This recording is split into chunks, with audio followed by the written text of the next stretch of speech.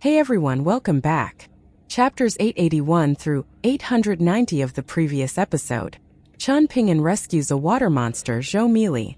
On a ship, he easily crushes arrogant attackers and outwits the hidden Gao Cheng in a tense mental duel. Later, he cleverly trades his Dao insights with a sword immortal for a valuable estate. If possible, you can support me via PayPal, or become a channel member to help me keep this channel running. Thank you. Now let's get back to the story of Sword of Coming audio series. Chapter 891 Pondering. Chen Ping'an emerged from the Jingzhe residence and made his way into the bamboo forest, holding a green bamboo hiking pole that looked perfectly in sync with the environment around him. After a brief hesitation, he summoned the talismanic boat before setting off for the luminous jade cliff. A pouch of immortal coins had already been prepared for him at the Jingzhe residence by the Spring Dew Garden to cover his living expenses and any purchases that he made on Old Locust Street during his stay. However, he had left the pouch untouched this entire time. While it was good to follow the customs and rules of the places that he visited, he had his own set of rules to abide by as well, and sometimes one had to take precedence over the other. Upon his arrival at the luminous jade cliff, Chen Ping'an spotted Lu Jiqing wading through a stream beneath the spring with his boots off and his sleeves and pant sleeves rolled up, picking out pebbles from the streambed. Whenever he caught sight of one to his liking, he would pick it and toss it into the spring with unerring accuracy without even raising his head. Chen Ping'an reverted the talismanic boat back into a talisman before stowing it up his sleeve, yet Lu Jiqing's head remained lowered as he said in a hostile voice, "Don't say anything, I don't want to hear you speak right now." Clearly, he didn't believe that a miser like Chen Ping'an would follow through on their agreement and actually return all of the pebbles to the spring. However, that was only a secondary reason for this undertaking. The main reason was that now that he had committed to honing his mental state, he was taking to the task with the outlook of a perfectionist. He would have already been back in the Golden Crow Palace by now, but on the way back, he couldn't shake the nagging sense of vexation at the fact that the spring was missing its pebbles, so he returned to the luminous jade cliff. He had just bid farewell to Chen Ping'an on Old Locust Street, so he couldn't go back again and urged him to immediately return the pebbles to the spring. Hence, he had no choice but to undertake the task himself. Chen Ping'an removed his boots before wading into the stream. He picked up a vibrant pebble and was just about to toss it into the spring when he was stopped by Lu Jiqing. "That one won't do. Its color is too vibrant." Chen Ping'an ignored him and tossed the pebble toward the spring anyway, only for Lu Jiqing to sweat it back into the stream with a sweep of his sleeve before snapping in an angry manner. "Did you not hear me? Alright, I was just trying to help. But it looks like my help isn't appreciated. Let's each mind our own business from now on." Chen Ping'an reached into the stream to pick up the same pebble, then dried it with his hands before gleefully stowing it away into his minimization treasure. These pebbles were all worth their weight in gold, so they were very much welcome additions to his collection. The spring at the foot of the luminous jade cliff was the point at which multiple water veins on the mountain converged, and as a result, it was abundant with spiritual energy. The pebbles in the spring had been nourished by this spiritual energy for countless years, while the pebbles in the stream were of a slightly inferior caliber, but they would still make exceptional materials for purposes such as crafting seals or four treasures of the study. Such artifacts would serve as an exceptional centerpiece of any study, and perhaps they wouldn't be able to extend one's lifespan, but they would certainly improve the mood of anyone who set their eyes upon them. Lu Jiqing sorted through the pebbles meticulously, tossing a few dozen of them into the spring. It felt like he was selecting these pebbles even more carefully than if he were selecting a wife for himself. Chen Ping'an trailed along behind Lu Jiqing, picking up all of the pebbles that the latter inspected before discarding. With that, he was able to secure around 50 more pebbles. He had already formulated a plan. There was a time-honored shop on Old Locust Street that specialized in selling scholastic supplies. He wasn't going to bother trying to recruit the services of the shopkeeper or the experienced artisans of the shop. He wouldn't be able to afford that, and they may not deem these pebbles worthy of their time and skill anyway. Instead, he was going to take these pebbles to an employee or apprentice of the shop, and if they had even half of the skill of the experienced masters, they would be more than qualified to work on these pebbles. He would pay them to craft the pebbles into things like seals and inkstones, then sell the finished products in his shop. He would advertise these artifacts as being produced from the luminous jade cliff, and they would be sure to sell like hotcakes given the luminous jade cliff's association with Lu Jiqing. As for the pebbles that he had taken from the spring, those all had to be returned. In order to conduct business in a sustainable fashion, integrity always had to be valued above all else. Now that he had a shop in the Spring Dew Garden, he no longer qualified as a wandering merchant. As for why the Spring Dew Garden's ancestral hall had given him the shop, the reason was very simple, and it had already been laid out by that hideous old woman from the Iron Worship residence. There was undoubtedly going to be some mention of him in Spring Dew in winter. However, when Song Lanxiao brought up this matter, he explicitly stated that the new content to be published in Spring Dew in winter pertaining to him would be brought to him for approval before he left the Spring Dew Garden. In reality, the Spring Dew Garden already knew full well what things could be included and what things had to be excluded. Having dealt with so many cultivators from all walks of life over the years, the Spring Dew Garden had a very good grasp on which topics were considered taboo. Chen Ping'an was very happy to learn about these sustainable and legitimate ways of conducting business from Song Lanxiao. After all, these methods could all be replicated by Downtrodden Mountain in the future.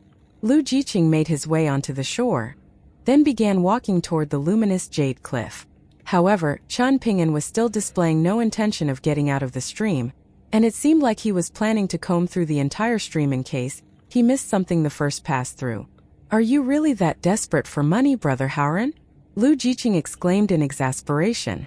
Chen Ping'an picked up a pebble that was as smooth as jade, carefully inspecting it as he smiled and explained, "What can I say?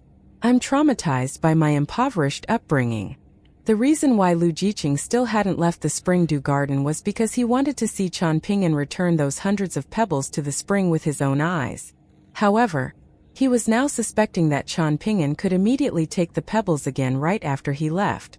He couldn't help but feel like Chen Ping'an was capable of doing something so deplorable. Chen Ping'an stowed the pebble away in his minimization treasure, then continued his search.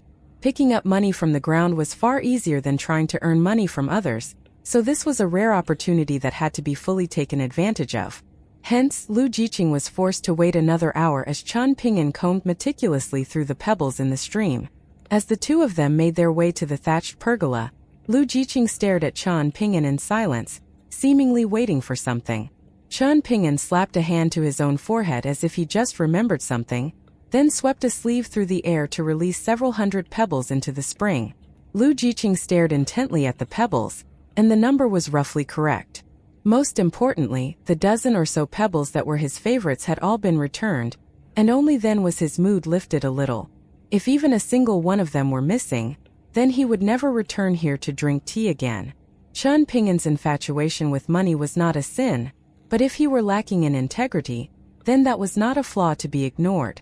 If the luminous jade cliff were to fall into the hands of someone with no integrity, then it would be as good as ruined, and he would abandon it without so much as a single backward glance. "Have you considered that picking out pebbles from the stream is also a form of mental cultivation?" Chen Ping'an asked. "I feel like I've developed a decent grasp on your personality by now. You're a perfectionist through and through. Such a mentality may be a positive personality trait when it comes to cultivation, but if you're going to pursue the path of cleansing your sword with the hearts of those in the Golden Crow Palace, then you're most likely going to encounter a lot of frustration. In light of this, I'm beginning to regret pointing out this path to you." Lu Jiqing shook his head as he said, "The more troublesome an endeavor it is, the more I stand to gain if I manage to succeed." "I knew you would say that. I just wanted to warn you that this is going to be a very difficult path to pursue," Chen Ping'an said with a smile. Lu Jiqing hesitated momentarily, then sat down and began inscribing runes with his finger. However, this time he made sure to move very slowly, and he didn't conceal his chi-channeling avenues at all. Before long, two vibrant, red, fiery flood dragons had emerged. "Have you mastered it now?" Chen Ping'an shook his head as he replied, "I've memorized the movements and the chi-channeling method, but I'm unable to replicate it." Lu Jiqing's brows furrowed slightly as he scoffed. "If you were to dedicate half the time and effort that you put into doing business into cultivation, there's no way you would be in such a pathetic state." "That's easy for you to say," Chen Ping'an countered with a wry smile. "My bridge of immortality has been snapped once before, so it's nothing short of remarkable that I've been able to reach where I am today." Through their 3 earlier sparring matches, Qian Ping'an had become quite familiar with Lu Jiqing and his character. Their initial agreement was that Lu Jiqing would only use 50% of his power, while Qian Ping'an would only use his fists. Qian Ping'an drew a circle with a radius of 100 feet, then fought Lu Jiqing at his cultivation base from back when he was in Old Dragon City. During their first sparring match, Lu Jiqing underestimated Qian Ping'an's physical constitution and was unaccustomed to the latter's reckless fighting style. It was agreed upon that these would only be sparring matches, so even though his bonded flying sword by the name of Waterfall truly lived up to its name, reaching extraordinary speeds comparable to the water of a waterfall cascading down from the heavens, he aimed his flying sword slightly above Qian Ping'an's heart to avoid dealing a lethal blow. To his surprise, Qian Ping'an charged straight into the attack, allowing the flying sword to pierce through his shoulder before reaching him in the blink of an eye. Waterfall swiveled around before piercing through Qian Ping'an's ankle, while Lu Jiqing sprang back several dozen feet, but Qian Ping'an didn't even wince as he pounced on Lu Jiqing in hot pursuit, sending him flying out of the circle with a single punch. He had held back at the last moment, but Lu Jiqing was still sent tumbling and sliding several dozen feet over the ground, leaving him with a face full of dirt. Lu Jiqing was only a little disheveled, while Qian Ping'an had a hole in both his shoulder and his ankle, and the former asked, "Does that not hurt?" The flying swords of swordsmen were not just extraordinarily fast, they also inflicted injuries that were very difficult to heal from quickly. Furthermore, the residual sword qi left behind in a wound inflicted by a flying sword was extremely troublesome to deal with. There were plenty of weapons that could inflict wounds that were very slow to heal or came with various detrimental after effects, but none of them could match the negative impact of having sword qi run rampant through one's body. It was like a flood dragon rampaging its way through a river, significantly impacting the circulation of one's spiritual energy. In a battle between cultivators, even a single moment of spiritual energy disruption could have lethal consequences. Furthermore, the average qi refiner wasn't anywhere near as adept as military cultivators and pure martial artists in bodily refinement, and the pain from an injury inflicted by a flying sword alone could be enough to impact their mental state. However, Qian Ping'an had just been dealt 2 wounds in rapid succession, but was shrugging it off as if it were nothing. At the time, Qian Ping'an had smiled and replied, "It doesn't hamper my ability to punch." During the second sparring match, Lu Jiqing took care to keep his distance from Qian Ping'an. A swordsman, particularly one of the Golden Core tier, excelled in combat at all ranges. Qian Ping'an fought Lu Jiqing at his cultivation base from back when he first arrived at the Skeleton Shoal, and he was stretched to his limits just evading Lu Jiqing's bonded flying sword. At the end of that sparring match, the two of them sat outside the circle with their legs crossed. Qian Ping'an's entire body was riddled with countless tiny wounds, while Lu Jiqing looked as if he had been rolling in dirt. "I've fought against a Golden Core tier swordsman's flying sword before. Why is it that your sword is so fast even though you're only using 70% of your power?" Qian Ping'an asked. Lu Jiqing had been in a rather foul mood at the time and he snapped, "That was 70%, it's up to you whether you believe me or not." On the third day, Qian Ping'an appeared completely fine, and Lu Jiqing gazed upon him with a skeptical expression as he asked, "You're not putting up a strong front, are you?" "I'm using 90% of my power today. We agreed that these would only be sparring matches, but..." "It's fine, I'm well aware of the risk I'm taking," Qian Ping'an interjected before Lu Jiqing had a chance to finish his sentence. For the third sparring match, Qian Ping'an used his cultivation base from after he endured the heavenly tribulation, but he refrained from using some of his most powerful fist techniques that were normally reserved as trump cards. At the conclusion of the sparring match, Lu Jiqing stood outside the circle, rubbing his own swollen face as he used his spiritual energy to lessen the swelling. Qian Ping'an was also standing outside the circle with a vibrant smile on his face and several more holes in his body. Thankfully, none of them were lethal, and he would recover with some recuperation. "Does it really not hurt?" Lu Jiqing asked. "Why don't you take a guess?" Qian Ping'an asked with a smile. Following those 3 sparring matches, they had become friends. Neither of them mentioned this, but they both were well aware of it. Otherwise, given how proud Lu Jiqing was, there was no way that he would have visited Qian Ping'an's shop on Old Locust Street to boost his business, and he certainly wouldn't have been willing to embarrass himself by parading a skeleton around. With the pebbles restored, The spring was once again glistening in an alluring fashion, and Lu Ying was in a good mood as a result. He was astonished by the revelation that Qian Ping'an's bridge of immortality had been broken before, and he had no idea how Qian Ping'an would have gone about reconstructing it, but he didn't ask any questions. He scattered the pair of thin, fiery flood dragons that he had conjured up, then asked, "How are your injuries?" "They're healing," Qian Ping'an replied with a smile. "I've been recuperating while sitting outside my shop on Old Locust Street. You mentioned earlier that the fist manual that serves as the foundation of your fist techniques came from the southeastern region of our northern complete reed continent. Have you gathered any further leads on it?" Lu Jiqing asked. Qian Ping'an shook his head. "I put up a no bartering sign in my shop to avoid hassle, but as a result, it's also robbed me of many opportunities to talk to people." "That's what you get," Lu Jiqing scoffed. Qian Ping'an could only give a resigned smile.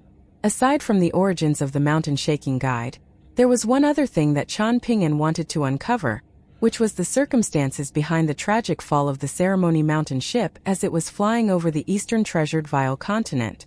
However, it seemed that this was going to have to remain a mystery. Ceremony Mountain had already been closed off to the outside world for many years, and there were some pieces of news on Ceremony Mountain in the stack of newspapers purchased by Zhou Mili on the ship, but they were all unsubstantiated rumors. As a foreigner, recklessly asking about Ceremony Mountain could lead to a great deal of trouble, so the subject had to be approached with caution. He had already decided that he was going to travel to the central region of the northern complete reed continent and travel through the main river that flowed through the entire continent from east to west before flowing into the sea. Of course, he had to take care to avoid the Great Origin Empire's lofty cloud palace. Setting aside the scholar manifested from his evil thoughts, Yang Ningxing was actually a cultivator of immense potential. However, the esteemed mystery department of the Great Origin Empire had a very mixed reputation on the northern complete reed continent. Furthermore, it was extremely brutal and domineering in the way that it liked to do things, making it a very troublesome entity to deal with. Hence, Qian Ping'an had to proceed with the utmost caution during his journey along the river. In any case, even if Lu Chen's calculations were set aside, that was where the future Dao attainment catalyst for the little boy in azure lay, and Qian Ping'an had repeatedly simulated this journey with Cui Dongshan and Wei Bo. Both of them were of the opinion that this was a feasible undertaking, so it had naturally become a concrete part of his plans. All of a sudden, Qian Ping'an recalled something, and he patted his sword-nurturing gourd, upon which 1st and 15th flew out from within. "What a terrible waste!" Lu Jiqing scoffed. He had already identified the wine gourd to be a sword-nurturing gourd, having made an educated guess based on the gourd's aura. As for the 2 flying swords that he was unable to identify the caliber, they were definitely wasted in Qian Ping'an's hands.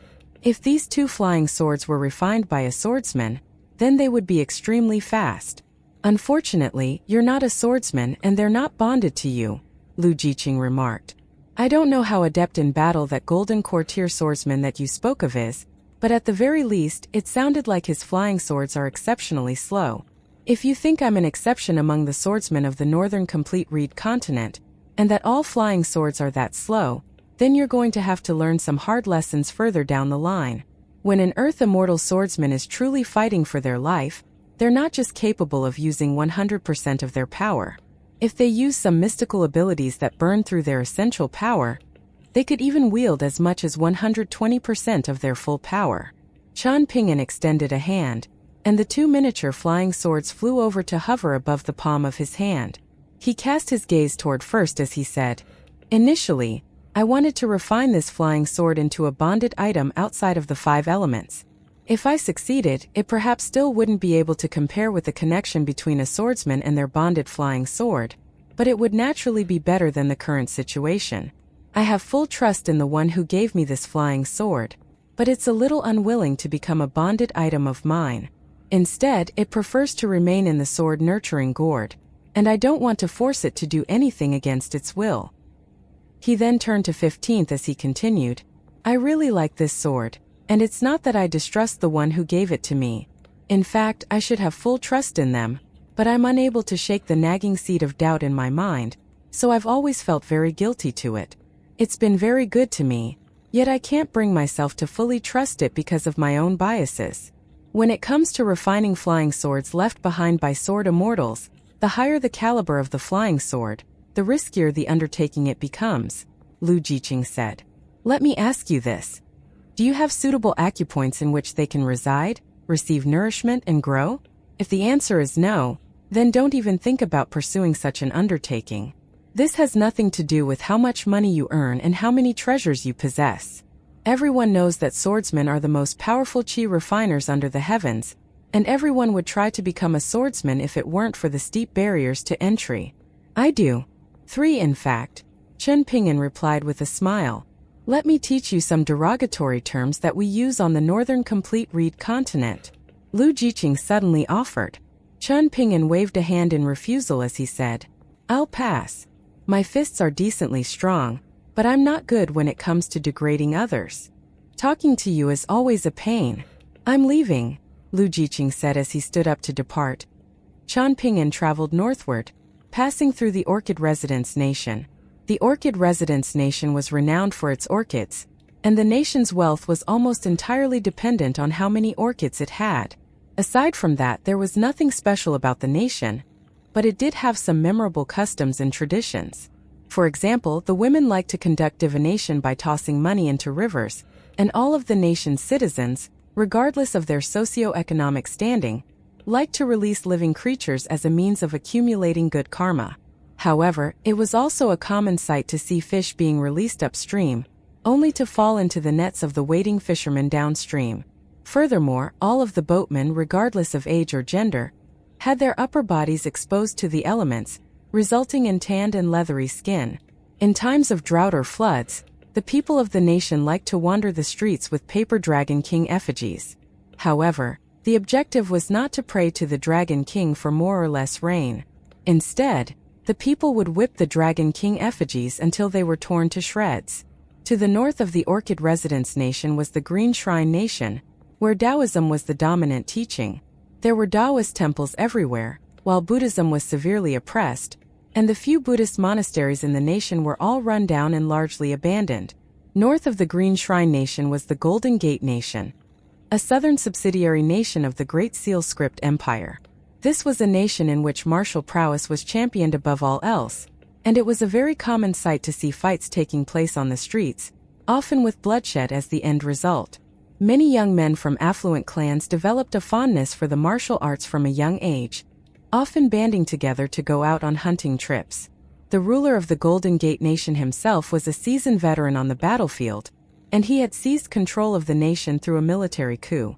Under his rule, military officials were favored significantly over their administrative counterparts, and the latter were often forced to take sick leave after being beaten black and blue during official assemblies. This would have been completely inexplicable in other nations, but it couldn't be normal in the eyes of the Golden Gate Nation's citizens. Stories of grand secretaries being spat upon and the Minister of Rights having their teeth knocked out by generals were so commonplace that they were barely even worthy of a mention. The Plum Rain solar term was about to arrive. On this day, Chen Ping'an was making his way through the wilderness outside one of the Golden Gate Nation's prefectural cities. The area was rife with tigers, so the youths from the wealthy and powerful clans of the Golden Gate Nation often came here to hunt. Chen Ping'an had already seen many groups of hunters pass him by on horseback, equipped with sabers and bows. All of them were quite young, and there was no lack of women among them. Despite their youth, all of them were already very capable horseback archers, and they were accompanied by some older servants who were clearly either current or past soldiers. A few days ago, Chen Ping'an had just witnessed a group of youths from the capital of the Golden Gate Nation drinking in a mountain god temple. They urinated all over the temple's walls. Following, one of the more physically imposing young men among them lifted up the colored wooden mountain god statue, then carried it outside before hurling it onto the ground while loudly yelling that he wanted to engage the mountain god in a contest of strength. The mountain god and the mountain lord were hiding far away from the temple to avoid the group of rowdy youths, and they could only exchange a forlorn sigh with one another. Under the dim light of dusk, Chen Ping'an strayed away from the official road, and instead of entering the prefectural city, he ventured into the wilderness, traveling along a small and winding path. Occasionally, he would spot some people, most of whom had very imposing and athletic physiques. He drifted through the forest like a plume of smoke, and even as dusk transitioned into night, he continued onward without using any light source to illuminate the path ahead. All of a sudden, he stopped in his tracks, then sprang onto a massive tree to look out into the distance. Up ahead was a steep mountain, on the summit of which was a brightly lit cluster of buildings. That mountain was connected to the mountain that Jian Lai was situated on by a suspension, which swayed slightly with each gust of wind that blew past in the night. It appeared to a sect of martial artists. The spiritual energy in the area was very sparse, only slightly more abundant than the spiritual energy on the border between the Silver Screen Nation and the Locust Flower Nation, so it was not very well suited for cultivation. Jian Lai sat on a tree branch, eating a dry biscuit. He had already loaded his sword nurturing gourd with close to 10 liters of wine from the Orchid Residence Nation. He hadn't drunk much along his trip, so there was still a lot left. After a simple meal, he closed his eyes to rest. Even though he was only carrying out basic refinement on the 2 chunks of dragon-slaying platform, progress was still very slow, and the process was still not complete. The lights on the opposing mountain summit began to gradually fade, and before long, there were only some sparse specks of light left. At daybreak, Jian Lai opened his eyes, then plastered to himself a steel-carrying talisman, which he had learned to inscribe from Duyu of the Ghost Axe Palace, then continued cultivating. The northbound journey he was undertaking was a very casual affair, and he traveled and stopped as he pleased. All he had to do was reach the Green Oriole Nation in the eastern region of the northern complete reed continent before autumn. The Green Oriole Nation was where the river ran into the sea. The terrain of the northern complete reed continent's central region was quite high, and it tapered down toward the sea to the east and the west. The terrain also went high to low from north to south, and traveling northward from the Skeleton Shoal was like making one's way up a giant staircase. The origin of the river was in there, and there were around a dozen other massive rivers that fed into it, forming a natural wonder consisting of a single river with 2 entry points into the sea. After completing basic refinement of the 2 pieces of dragon-slaying platform, he moved them into the 2 acupoints that had once each had a tiny wisp of sword chi within them, and they served as the new homes for 1st and 15th. Each time the 2 flying swords struck the chunks of dragon-slaying platform, flurries of sparks would be raised, and Jian Lai felt as if the flying swords were slicing directly into his heart. This was why he was traveling quite slowly. He ensured that the rate of basic refinement was only just barely keeping pace with the rate at which 1st and 15th were devouring the 2 pieces of dragon-slaying platform. Once the 2 chunks of dragon-slaying platform were fully devoured, that would only be the first step completed. From there, he would carry out the all-important task of refining 1st and 15th into bonded items of his, and that was undoubtedly going to be an extremely arduous and perilous undertaking. This feeling reminded him of the tortuous training that he underwent back in the bamboo building on Downtrodden Mountain, but it was ironically a very comforting feeling. The sound of trundling feces cart rang out on the bridge, and on the tall mountain on this side of the bridge were large sections of cultivated vegetable farmland. Trailing along behind the feces carts was a group of people traveling to the mountain stream to fetch water. In the small town on the mountain summit, the sounds of martial artists practicing their techniques could be heard. These were not cultivators capable of flight, so living on a steep mountain came with some inconveniences. Most of the people that had returned to the small town late in the previous night had been carrying large cloth pouches, and some had even returned with horses and mules that were laden with supplies. Jian Lai was planning to stay here for a few days and only continue on his journey once he had completed basic refinement of the 2 chunks of dragon-slaying platform. The Golden Gate Nation was one of a cluster of around a dozen nations, spearheaded by the Great Seal Script Empire, that possessed immense martial fortune. The nations were teeming with martial artists, and there were even stories of hundreds of martial artists joining forces to attack immortal sections. Across those dozen or so nations, only a single immortal sect was able to remain standing.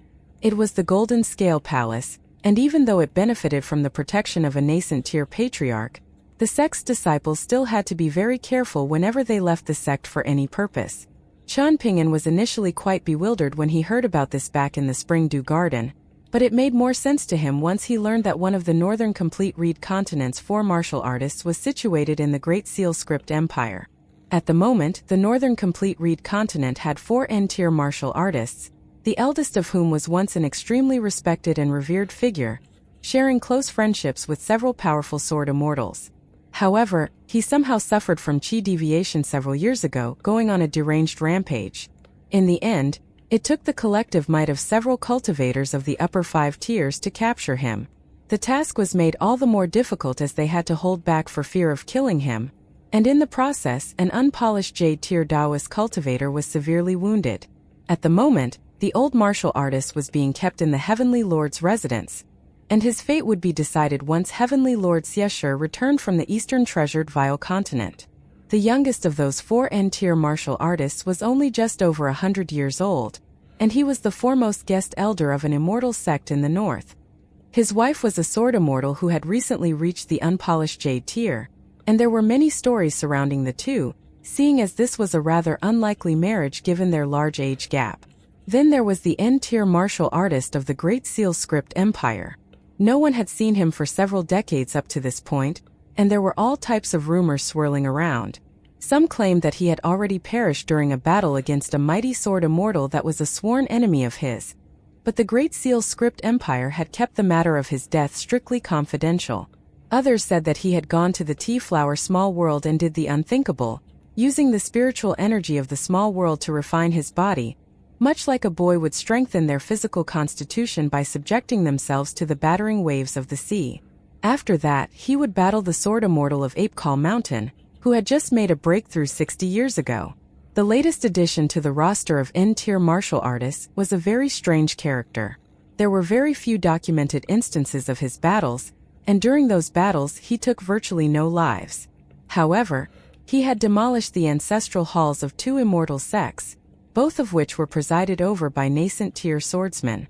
It was only based on this that the newspapers of the Northern Complete Reed continent dared to proclaim that the perpetrator was a new N-tier martial artist. Apparently he had some ties with the Lion Peak, and his name was supposedly Li Air. There was also an 8th-tier female martial artist in the Great Seal Script Empire, and she appeared before the public eye much more than the Empire's 10th-tier martial artist. At the moment, she was the Emperor's personal guard, but those in the know weren't optimistic about her future. According to them, she had already exhausted all of her latent potential getting to the far-roaming tier, and the mountain summit tier was out of her reach. In summary, martial artists were the strongest and most dominant figures in this cluster of nations. At the moment, Qian Pingyan was feeling very perplexed about the Vajrabadi tier martial artists outside of Downtrodden Mountain. The first one was Green Bamboo Sword Immortal Su Lang, who had challenged Song Yushao. The second one was the one who had attacked him in the Verdant Bamboo Lake's Dragon Palace. The third one was the martial artist with the Liao surname that had served as one of Wei Bai's personal guards. Qian Pingyan really wanted to find a far-roaming tier martial artist to spar with. That avatar of Gao Cheng's on the ship seemed to have been an 8th-tier martial artist, but unfortunately, he ended up decapitating himself with his sword. Thinking back now, the words that he had spoken right before his death, even if it's just a soul and immortal form of mine, those 3 unpolished Jade-tier cultivators of the Flax Robe sect are unworthy of such spoils, had been quite a heroic declaration. One night, Qian Pingyan had rented a small boat to fish through the night on a river in the Golden Gate Nation, and he had witnessed a brutal battle from afar. It seemed that this was an encirclement operation that had been planned well in advance. First, an internal conflict arose on a luchuan that was situated at the center of the lake. The dozens of passengers split up into 2 factions, and around a dozen of them could be considered to be top-tier martial artists in the Golden Gate Nation. They were all at around the 5th and 6th tiers, and before long limbs and heads were flying in all directions. After that, 7 or 8 brightly lit Golden Gate Nation military warships arrived on the scene, illuminating the lake so that it was bright as day.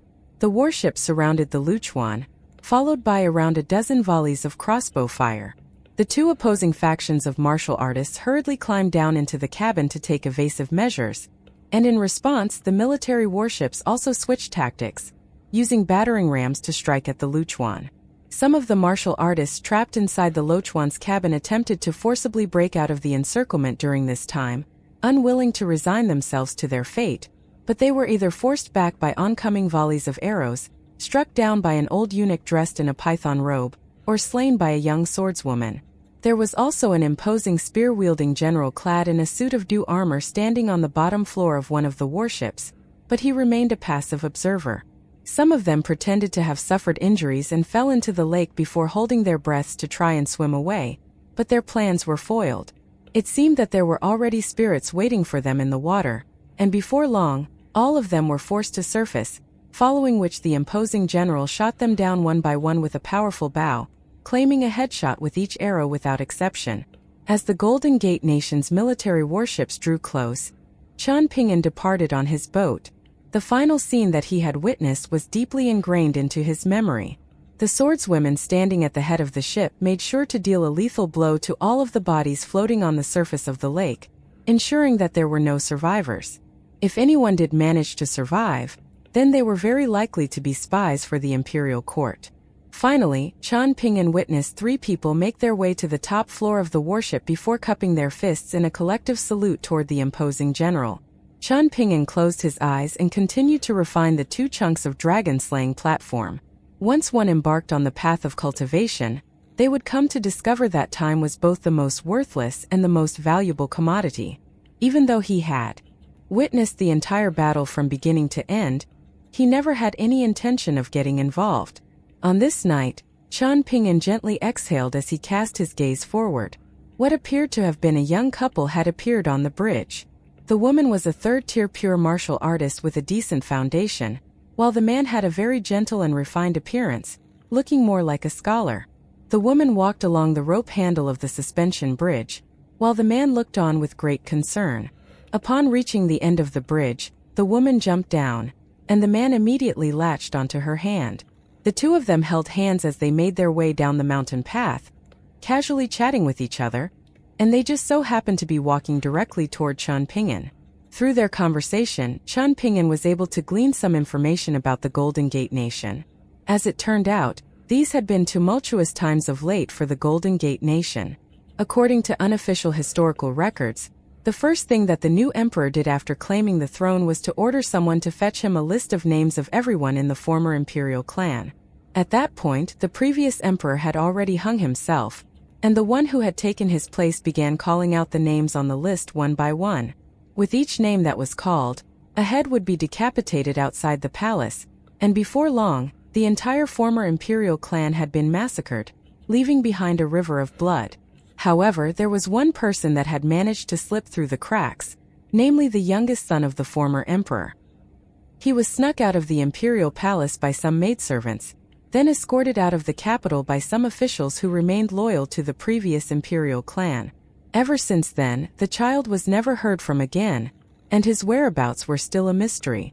Over the years, horrific cases of entire sects being mysteriously eradicated overnight had been taking place with disturbing frequency. However, none of the local authorities dared to launch any exhaustive investigations for fear that doing so would incur the wrath of the new emperor. Martial might had always been revered above all else in the Golden Gate Nation, and all of the military officials across the nation were constantly killing martial artists for training purposes under the guise of eradicating bandits. As a result, bad blood had been brewing between the imperial court and the martial arts world for quite some time. In these times of peril and turmoil, the leading figures of the Golden Gate Nation's martial arts world were forced to set aside their personal differences and come together. A secret meeting was held between the most respected and powerful figures of the martial arts world. But of course, their intention was not to rebel. Instead, they wanted to join forces to help the emperor find the missing prince of the former imperial clan. Once the missing prince was found and killed, the emperor would surely be ecstatic, and the imperial court would no longer have to senselessly wipe out one clan after another in their efforts to hunt down the missing prince. In their eyes, this was the only way to restore some semblance of peace and safety to the martial arts world. The young couple discussed these matters with concerned looks on their faces. Their concern stemmed from the fact that the sect they belonged to, the Magnificent Sect, was one of the Golden Gate Nation's first-rate martial arts sections. There was an artificial distinction imposed upon the sects of the Golden Gate Nation.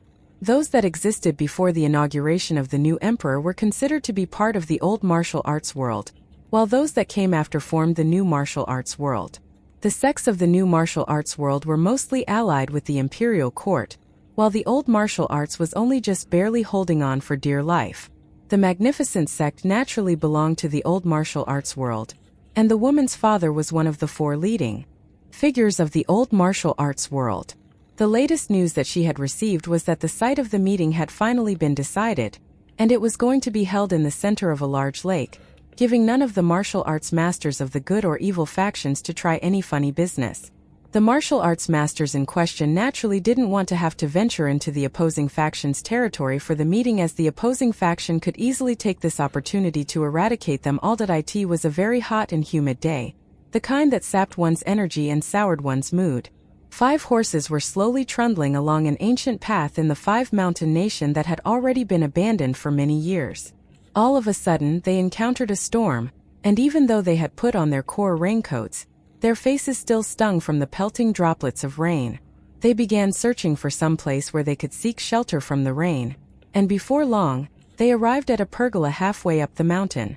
However, there was already a young man sitting on the bench in the pergola with his legs crossed, and there was a large bamboo case beside him.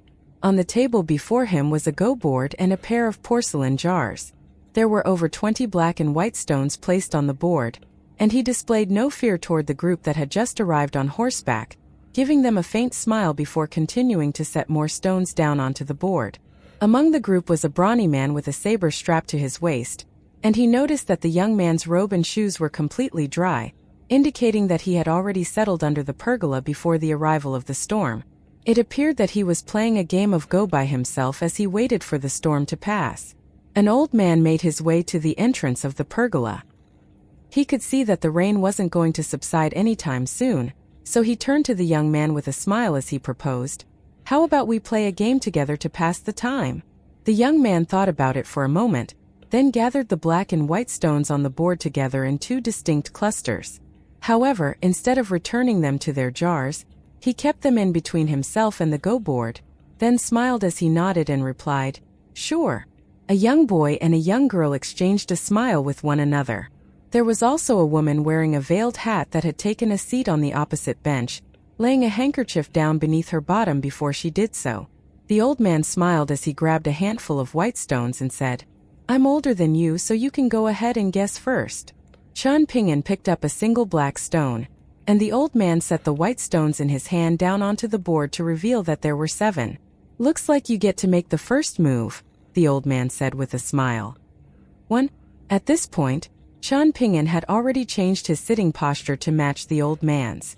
As opposed to sitting with his legs crossed, he was seated with his side facing the go board, and he was placing stones down onto the board with one hand while using his other hand to hold up his sleeve to prevent it from draping down onto the board. "He looks like he might be half decent," the boy whispered into the girl's ear. "Perhaps, but he's definitely no match for our grandpa," the girl replied with a smile. The boy always liked to argue with his sister, so he countered, "I think he could be quite a formidable opponent. Grandpa once said himself that outside of cultivators, those who start playing Go from a young age generally reach the peak of their powers at around 20 years old.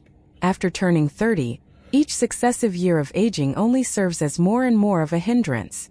Grandpa is referring to the prodigies who are destined to become Go officials, not just any average person, the girl scoffed. The old man was the best Go player in the entire nation, but he still made sure to spend a good amount of time before making each move. Whenever there was a completely unfamiliar opponent on the other side of the board, one always had to be wary of being caught off guard by new and strange playing styles. The old man turned to his 2 grandchildren with his brows furrowed in disapproval. Yes, I know, Go should be observed in silence," the boy said with a smile, beating the old man to the punch. After no more than 30 moves, the young boy and his sister were left looking at each other in amusement. As it turned out, the young man was a terrible player that had only memorized some ideal theoretical sequences. Even if it was either of them in their grandfather's place, they could easily beat an opponent of this caliber. The old man was also rather amused, but he hid it well. Even though there was a vast disparity in playing ability, he still patiently continued the game. He was just glad that he was able to encounter someone to play with in order to pass the time. The young man took a glance at the receding storm outside the pergola, then resigned the game. The 2 men then began analyzing and discussing their game together. The young man had been quite strong in the opening, leading the old man to believe that he was facing a truly formidable opponent. However, his inadequacies were quickly revealed out of the opening, and he fell to a crushing defeat. The two men struck up a casual conversation as they reviewed their game, and the young man proclaimed that his surname was Chan, and that he had come from the south. He stated that he had made this journey to the north as he wanted to travel to the Green Oriole Nation, where the river flowed into the sea in the east. After that, he would travel upstream along the river. The old man's surname was Sui, and he was a retired official. He was traveling to the capital of the Great Seal Script Empire to attend the decennial Go tournament organized by the Emperor. All of the best Go players across around a dozen nations, including the Five Mountain Nation and the Golden Gate Nation, were going to be present, and the Emperor of the Great Seal Script Empire had prepared a set of 9 priceless treasures of the study as prizes for the 2nd to 9th place finishers, while the champion would receive a highly sought-after Go manual. When is this Go tournament going to be held, and when does it end? Chun Ping'an asked. The old man's grandson replied in his stead. The tournament begins on the first day of autumn, and it's going to attract all of the nation's Go officials and masters to the capital of the Great Seal Script Empire. The Go Sage of the Great Seal Script Empire and his 3 disciples will select some seeds from all of the players, and these seeded players will be granted buys for the first 3 rounds, while the other players will draw lots and play one another in a single elimination format until there are only 100 left. These 100 players will join the 20 seeded players, and the tournament will truly begin on the first day of winter. The capital of the Great Seal Script Empire welcomes its first bout of snowfall at a reliable time each year. And by then there will only be 10 players left. Out of the 5 that emerge victorious, one of them will have the honor and privilege of playing a game against Go Sage Wei. Even if they lose that game, they'll still be able to progress to the next round. It sounds like this Go Sage Wei is a far better player than everyone else, is that right? Chun Ping'an asked. Of course, the boy replied with a nod. Go Sage Wei is the imperial preceptor of the Great Seal Script Empire, and his Go skills are unmatched. My grandfather was fortunate enough to have played a game against him 20 years ago, but unfortunately, he was defeated by one of Go Sage Wei's young disciples after that, robbing him for a place in the top 3. Don't get it twisted, my grandfather is no slouch. It's just that his opponent was really strong. Even at just 13 years of age, he had already inherited 70% of Go Sage Wei's prowess. That disciple of the Imperial Preceptors was unable to participate in the previous edition of the tournament held 10 years ago, as he was cultivating in seclusion. Otherwise, there's no way Chu Yao of the Orchid Residence Nation would have won. That was the least competitive edition of the tournament in a very long time.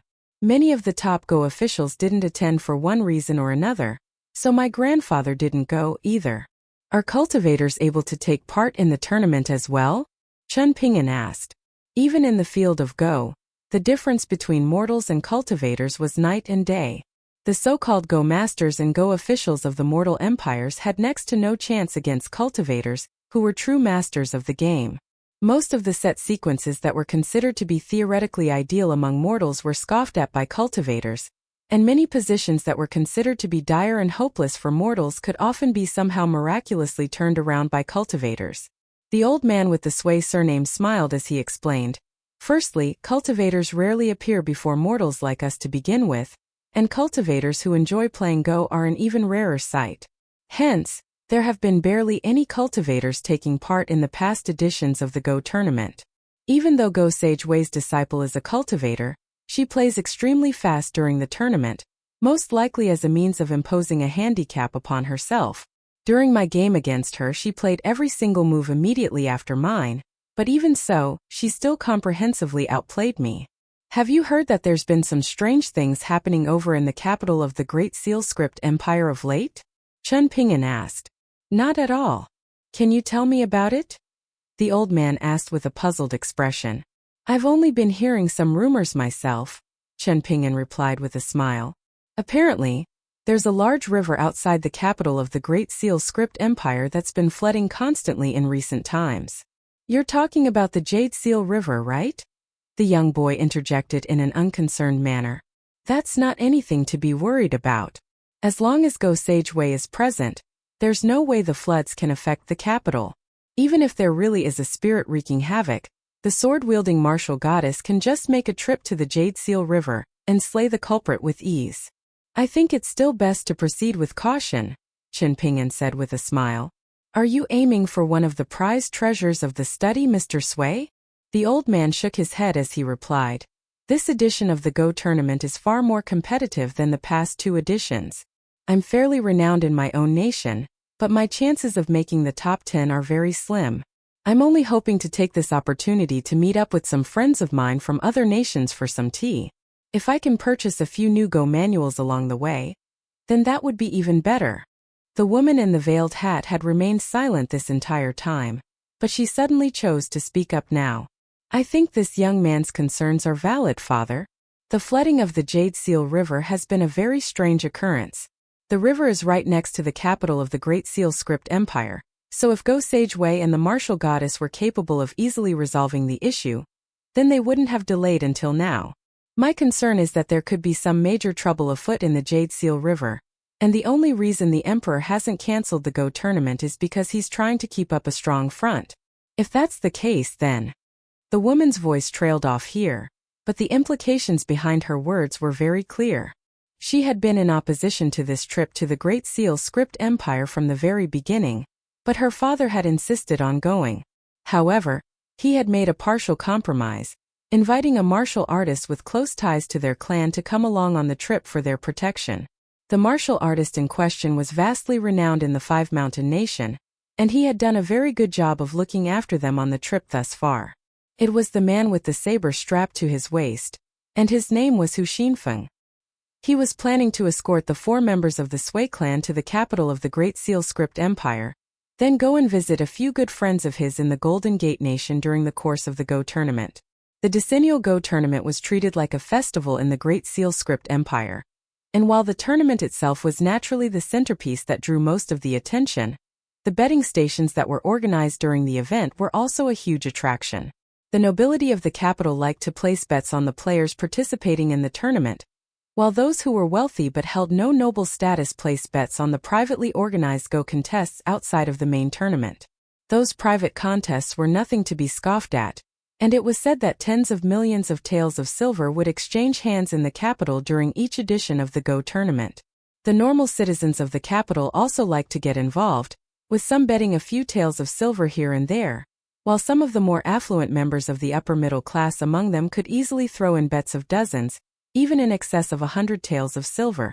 There were also many literati who traveled from different nations to the Taoist temples and Buddhist monasteries of the Great Seal Script Empire's capital during this time, and it was considered unbecoming of them to directly bet using money, so they made bets using valuable items instead, items that could then be sold for appreciable sums of money. But auntie, if we turn back now, we'll have traveled all this way for nothing, the young girl said in a pitiable manner.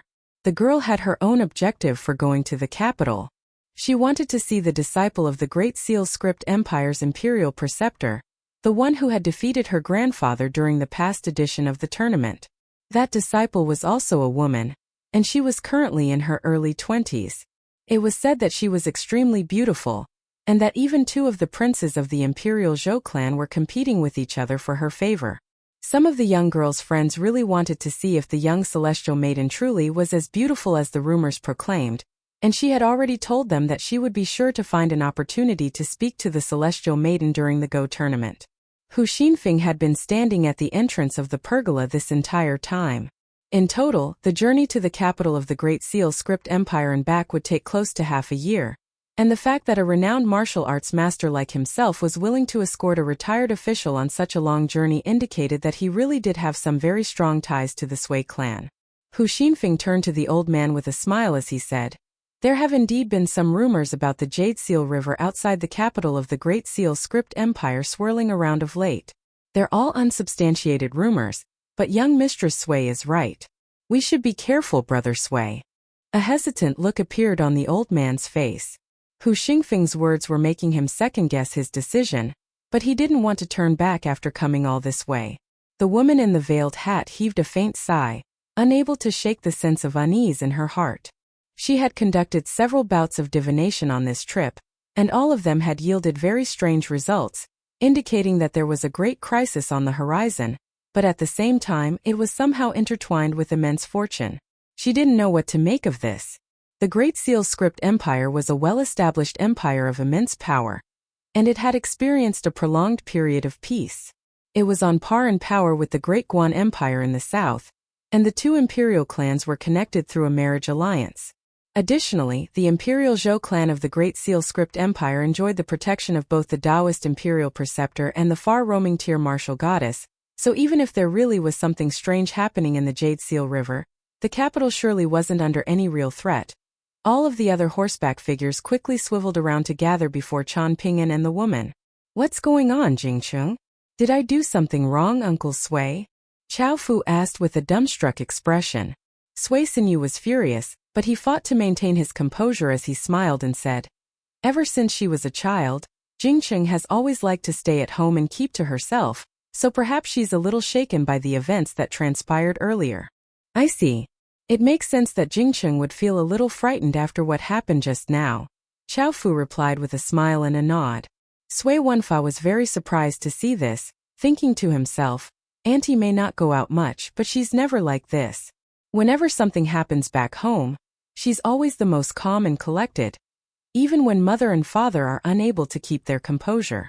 I heard from father that Auntie is often the one to provide effective solutions when it comes to problems that he encounters in the officialdom, and she's always really calm and patient about it.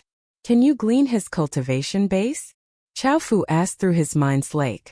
Xiao Shai hesitated momentarily, then replied in kind, "No, but he's not to be underestimated, and it's best that we don't make an enemy out of him. Right now there's a great deal of turmoil all over the Great Seal script empire. Just as we've left our sect, who knows which other formidable figures may be out and about. For example, if he's an official immortal of the Golden Scale Palace, then our actions could pit your mistress in direct conflict against the Golden Scale Palace. All right, I'll try and settle this amicably unless he wants to take Sui Jingcheng for himself," Chao Fu said. "That would be best," Xiao Shai replied with a nod. "From the looks of it, he doesn't seem to be someone who likes to meddle in the affairs of others. Otherwise, he wouldn't have left the pergola on his own earlier. What I'm worried about is that he's putting on an act, and that he could have been targeting us all along," Chao Fu said with a wry smile. "If that's the case, then we'll just have to fight him," Xiao Shai said with a smile. "Sui Jingcheng is someone that your master is determined to get his hands on. She bears an immense fated opportunity, and she must be captured. In the pursuit of the great Tao, a fated opportunity will only come around once, and if you miss it, then it will be forever gone. Ultimately, your mistress is doing this for your sake. You've always had ties with Sui Jingcheng that are yet to be completely severed, and you were the first one to discover just how precious that Tao robe of hers is, so this fated opportunity should fall to you." Xiao Shai took a glance at Qian Pingyan then continued, "If he's a pure martial artist, then we'll have nothing to worry about as long as he isn't ahead of myself and Wang Dun on the list. If he's a cultivator, then as long as he isn't from the Golden Scale Palace, then once again we'll have nothing to worry about. I only warned you to be careful just now as a safety precaution more than anything else. In reality, there's no need to be overly anxious. At the moment, the vast majority of people that we need to fear are in the capital of the Great Seal script empire. Let's just take things one step at a time and see how it goes," Chao Fu replied with a nod. "Even after we ascertain his identity, we don't have to be in a hurry to kill him. That Sui Jingcheng seems to have become suspicious of us. I'm genuinely perplexed. How was she able to tell? At the end of the day, she is half a cultivator, so her alertness and intuition are bound to be superior to the average person," Xiao Shai said with a smile. "This plot of ours was a little too crude. It was a bit too much of a coincidence for us to have encountered her here, and perhaps that's what tipped her off. Of course, this could be a test from her as well, and she doesn't actually know that something isn't right. As expected of a natural cultivation prodigy to be so meticulous, possess such incredible resolve and gambling instincts. She really is a perfect match for you. Once she becomes your Tao partner, she'll surely be a great help to both you and your sect. Allow me to remind you that your mistress only wants her Tao robe and golden hairpins, and you can have her once those things have been claimed." "I understand," Chao Fu replied. "Mistress treats me better than most mothers treat their sons, so it's only right that I repay her in any way that I can." Xiao Shai smiled and offered no response. Some things were better left unsaid, as the truth could really be quite harsh at times. I'm sure you know why your mistress is so good to you. She's a golden core tier cultivator, while you still haven't even reached the sea observation tier yet. If it isn't for the vast disparity in your cultivation bases, perhaps the two of you would have already become Dao partners by now. Hence, if that Sui Jingcheng really does become your woman, then there's surely going to be a great deal of suffering in store for her. Perhaps after she obtains that bamboo robe and those 3 golden hairpins, your mistress will force you to personally torment her to death. If Chao Fu really were faced with such a decision someday, Xiao Shai was confident that he would make the right choice without any hesitation. There was no room for emotion in the pursuit of immortality. Aside from one's Dao partner, which one was bound to by the great Dao, all other women were like pieces of clothing that could be easily discarded no matter how resplendent they were. Right at this moment, Sui Jingcheng rose to her feet, then stood behind Chan Ping and once again as she said, I know that you are a true immortal, young Master Chan, and I can see that you harbor no ill will toward me or the Sui clan. You were simply disappointed by our inaction earlier and no longer wish to involve yourself in our mess. However, Chao Fu clearly has some ulterior motive for setting up this chance meeting. I don't know what his objectives are, but this is clearly a trap. If you save me here, I will become your most loyal servant. Even if I am subjected to maidservant duties like preparing tea for you and carrying your belongings, I will be eternally grateful. Chan Ping'an had already turned to face Sui Sinew and the others, and he gently fanned himself as he admonished, quit spouting nonsense. A truly good person does not help others in the pursuit of compensation. So don't go around telling people that you're willing to offer up your body to them if they help you in your time of need. If someone is only helping you because they lust after your body, then you won't be any better off going with them than with Chao Fu. And if they truly wish to help you purely out of the kindness of their heart, then your offer will seem like an insult and perhaps turn them away from helping you. By the way, do you think Hu Xinfeng deserves to die? Sui Jingcheng considered the question carefully, perhaps regarding this as a test from Chan Ping'an, and she carefully selected her words before replying. He may be a coward, but he hasn't killed anyone, so he has committed no transgressions deserving of death. Is that your final verdict? Chan Ping'an asked with a smile. She nodded firmly in response. Chan Ping'an closed his folding fan, then leaned back slightly as he turned to Hu Xinfeng with a smile and said, Get out of my sight. Hu Xinfeng didn't need to be told twice, veering straight off the beaten path as he rushed down the mountain, and within mere moments, he was already completely out of sight. Quit being a nuisance, you foolish girl. Sui Sinew admonished with an exasperated sigh. Has Chao Fu not shown enough devotion to you? You are repaying his kindness with ingratitude. A furious look appeared on his face as he continued. Our Sui clan has always been a righteous and virtuous clan. We can't turn around and spit in the face of our savior. Even if you're unwilling to accept this sudden marriage arrangement, regarding all of this as happening too fast, this is still no way to act. Both Chao Fu and I are reasonable people, so speak to us and lay bare your concerns. Why have you instead chosen this course of action? Just to embarrass me and our Sui clan. Sui Wenfa and his sister were terrified. Never had they seen their grandfather so infuriated. I do not wish to embarrass you, father, Sui Jingcheng said with a wry smile. If there's one thing I know, then it's that cultivators are the most heartless of people, and they're far more eager to sever and avoid karmic ties than dredge up old entanglements. A warm and affectionate look surfaced in Chao Fu's eyes as he said in a gentle voice, Once you become a true cultivator, you'll know that there exists the concept of Dao partners in the cultivation world. It's extremely rare for someone to be able to rekindle a romantic connection from their mortal days after embarking on the path of cultivation. So how could I not cherish this opportunity? My master is a golden core tier earth immortal, someone who truly stands on the mountain summit. He's been in seclusion for many years, and upon his recent emergence from seclusion, he observed the rekindling of a past romance in my near future. He specifically asked for our birth dates and 8 characters, and after conducting some divination, his conclusion was that we are a match made in heaven, once in a century soulmates. Sui Jingcheng hesitated momentarily, then pulled a handful of copper coins out of her sleeve, grasping them in her right hand. She then raised her hand up high before dropping the copper coins onto the palm of her left hand.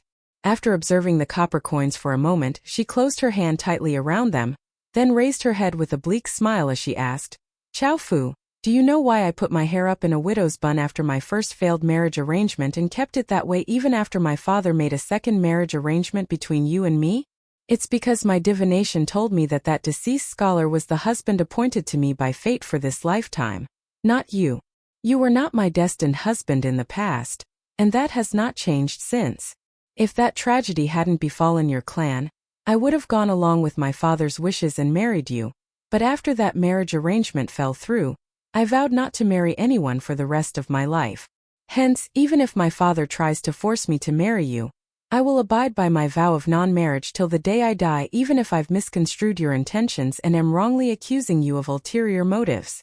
Immediately thereafter, she hurled the handful of copper coins to the ground, then pulled out a golden hairpin from within her sleeve, piercing it straight through the thin veneer of her veiled hat and into the skin of her own throat, drawing blood in the process. She cast her gaze toward Sui Sinew, then sniveled. Father, please allow me to be the master of my own fate just this once. Sui Sinew was so furious that he was pounding at his own leg, and he spat through gritted teeth. Preposterous! How did I give birth to a demented wench like you? It's fine, Uncle Sui. Let's not force Jingqing to do anything against her will. I don't want to see her suffer like this, Chao Fu said with a wry smile. Chen Ping'an was beginning to develop a headache, and he sighed in exasperation. What are all of you trying to pull here? We have a woman threatening to kill herself, an old man trying to force a marriage, a thoughtful and understanding immortal, a clueless boy who wants nothing more than to have his idol become his uncle-in-law, a girl who's wallowing in guilt and internal conflict for developing taboo romantic feelings, and a martial arts master who's brimming with killing intent and hesitating about whether he should cut me down where I stand. How does this have anything to do with me? The scuffle at the pergola is already in the past, and this is a domestic affair, so shouldn't all of you be going home to discuss this behind closed doors? Xiao Shai's horse advanced slowly past the steeds of Chao Fu and Sui Sinew, following which he cupped his fist in a salute and said, I am Xiao Shai of the Green Shrine Nation. May I ask your name, young master? Chen Ping'an casually raised a hand, and the copper coins that had been hurled onto the ground rose up to be suspended in midair as he smiled and said, You don't need to know the name of a nobody like myself. I am just a mere golden courtier swordsman of the Golden Scale Palace. I also only came out of seclusion just recently, and I didn't really like the look of you too, so I decided to copy your little charade and swoop in to save the damsel in distress. He then turned to Sui Jingqing with a cold sneer as he scoffed. Who conducts divination by casually tossing out a bunch of coins like that? Who are you trying to fool? Sui Jingqing remained completely still, continuing to hold the golden hairpin against her own throat. I heard from Mistress that the chief guest elder of the Golden Scale Palace is a golden courtier swordsman of immense power, Chao Fu said in a grim voice through his mind's lake. Xiao Shai nodded as he replied. This is a matter of the utmost importance. It's very likely that Sui Jingqing's Dao robe, golden hairpins, and that mantra in particular have strong ties with your mistress's Dao attainment catalyst, so we cannot afford to back down here. I'm going to seize the initiative here to test out his powers. If he really is that golden courtier swordsman from the Golden Scale Palace, then I'll hold him off while you get out of here. If he's just bluffing, then we'll just have to kill him and take Sui Jingqing by force. Chen Ping'an began fanning himself once again, and the copper coins that were suspended in midair began bobbing up and down with his fanning motion as he mused. That's some very potent killing intent I sense from you, Brother Xiao. I wonder which one is faster, my bonded flying sword or your saber. Would you care to find out with me? All of a sudden, a streak of light shot out of Chen Ping'an's glabella at an astonishing speed. As soon as the miniature flying sword appeared, Xiao Shai immediately sprang back in retreat while grabbing onto Chao Fu's shoulder, and he flew onto a thick branch, using it as a launching pad to dart away into the distance. However, in the next instant, Chen Ping'an had already appeared on the very same branch that Xiao Shai had just trodden upon, and he said, If the opportunity arises, I'll go to the Green Shrine Nation to visit you and immortal Chao. Xiao Shai immediately hurled a golden talisman at Chen Ping'an, but the talismanic core was instantly pierced through by Chen Ping'an's flying sword, rendering it useless. Traveling through foreign lands during plum rain, the 9th solar term and the early stages of summer, was already a very frustrating and stifling matter to begin with. This wasn't made any better by the fact that there was seemingly a saber placed on his neck, something that caused old Assistant Minister Sui Sinew to feel even more anxious. When he passed the relay stations and looked at the poems of frustration and lamentation on the walls, the Assistant Minister, who was a great literati, felt a sense of genuine empathy. There were several times when he had drunk wine to wash away his sorrows, causing the young boy and the young girl to feel increasingly worried. Only the young woman wearing a veiled hat remained calm and composed. The four of them only dared to ride along the official roads as they traveled to the capital of the Five-Mountain Nation, and when evening arrived today, the torrential downpour finally calmed down. However, even though they had ridden as quickly as possible through the torrential downpour before, they would still fail to arrive at the next relay station before night set in. This caused the old Assistant Minister, who was wearing a bamboo hat, to feel extremely miserable as he took off his raincoat.